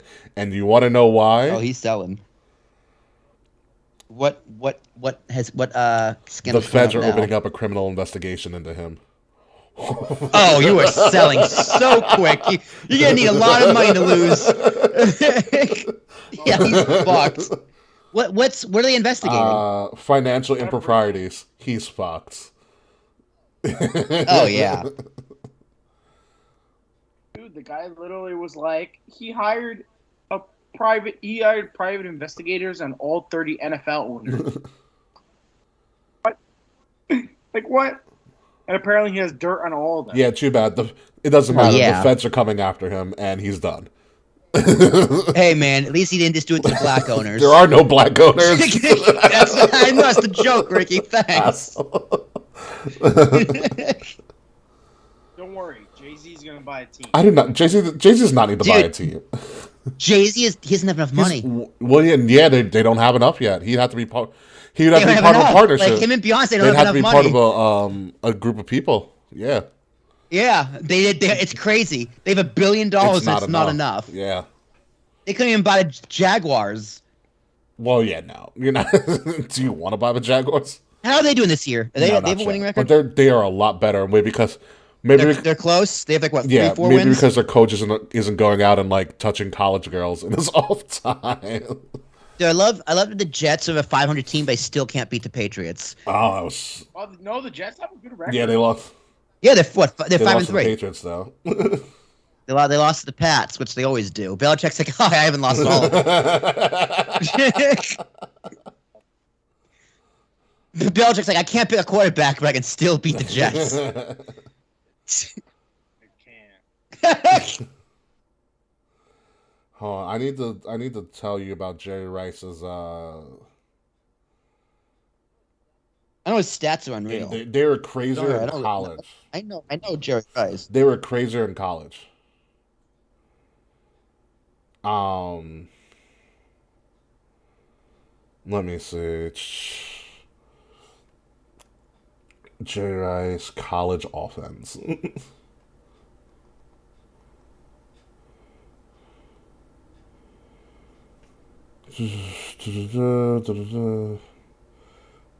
All right, guys. I'm also. Are you getting out of here? Yeah, take a shower. I feel you, dude. Listen, man. Thank you for coming on the show. You'll definitely follow us. You know, we post up all the time. You can follow all of our links as you can see below. Buy some merch too. We have good merch. Our merch is actually really comfortable, especially our hoodies. I will tell you about our hoodies are fucking phenomenal. I do Yeah, like our I need to hoodies. get some more. Yeah, dude, I'll send you the links once it's out Yeah, tomorrow. if you morning. go on any of our socials, our links are all there. They're all connected. Yeah, I think I follow Yeah. you guys now. But if you guys ever need a guest, Definitely, let me know. man. Will, dude. Hell Thank yeah, you so dude. much. We always like yes. Sure, man. Whenever case internet kicks, Yeah. I'll shoot you a text. Like, yeah, we'll pop in. You got 10 minutes. All right, dude. We'll talk to you later. All right, Ricky, I'm You're gonna have to. I too. was gonna send you. I gotta do the same thing. Shower. Text me Jerry Rice's stats. I know what they Yeah, are. I'll text you his college stats. They are gross. But everything should be uploading all that fun stuff. So Oh shit, Lee, let me do that. yeah, you should probably do that. Like upload our shit. Yeah, I edited it. I didn't upload it. My God, J Rice has 197 touchdowns. College Uh-huh. career. No. College? All in the NFL. I was gonna say, motherfucker. 314. All right, it's uploading right now. Jesus. It's called the Satellite Express. There you go. Satellite Express is one of the craziest offenses I've ever seen in my life.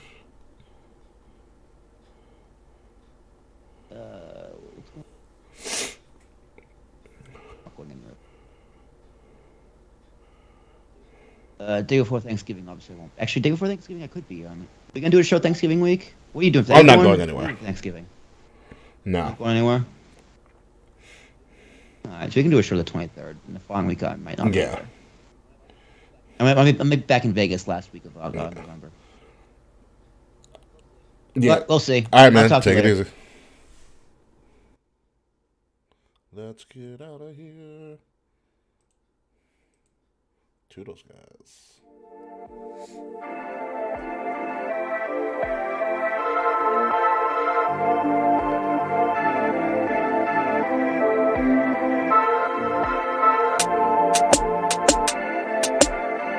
Midnight music.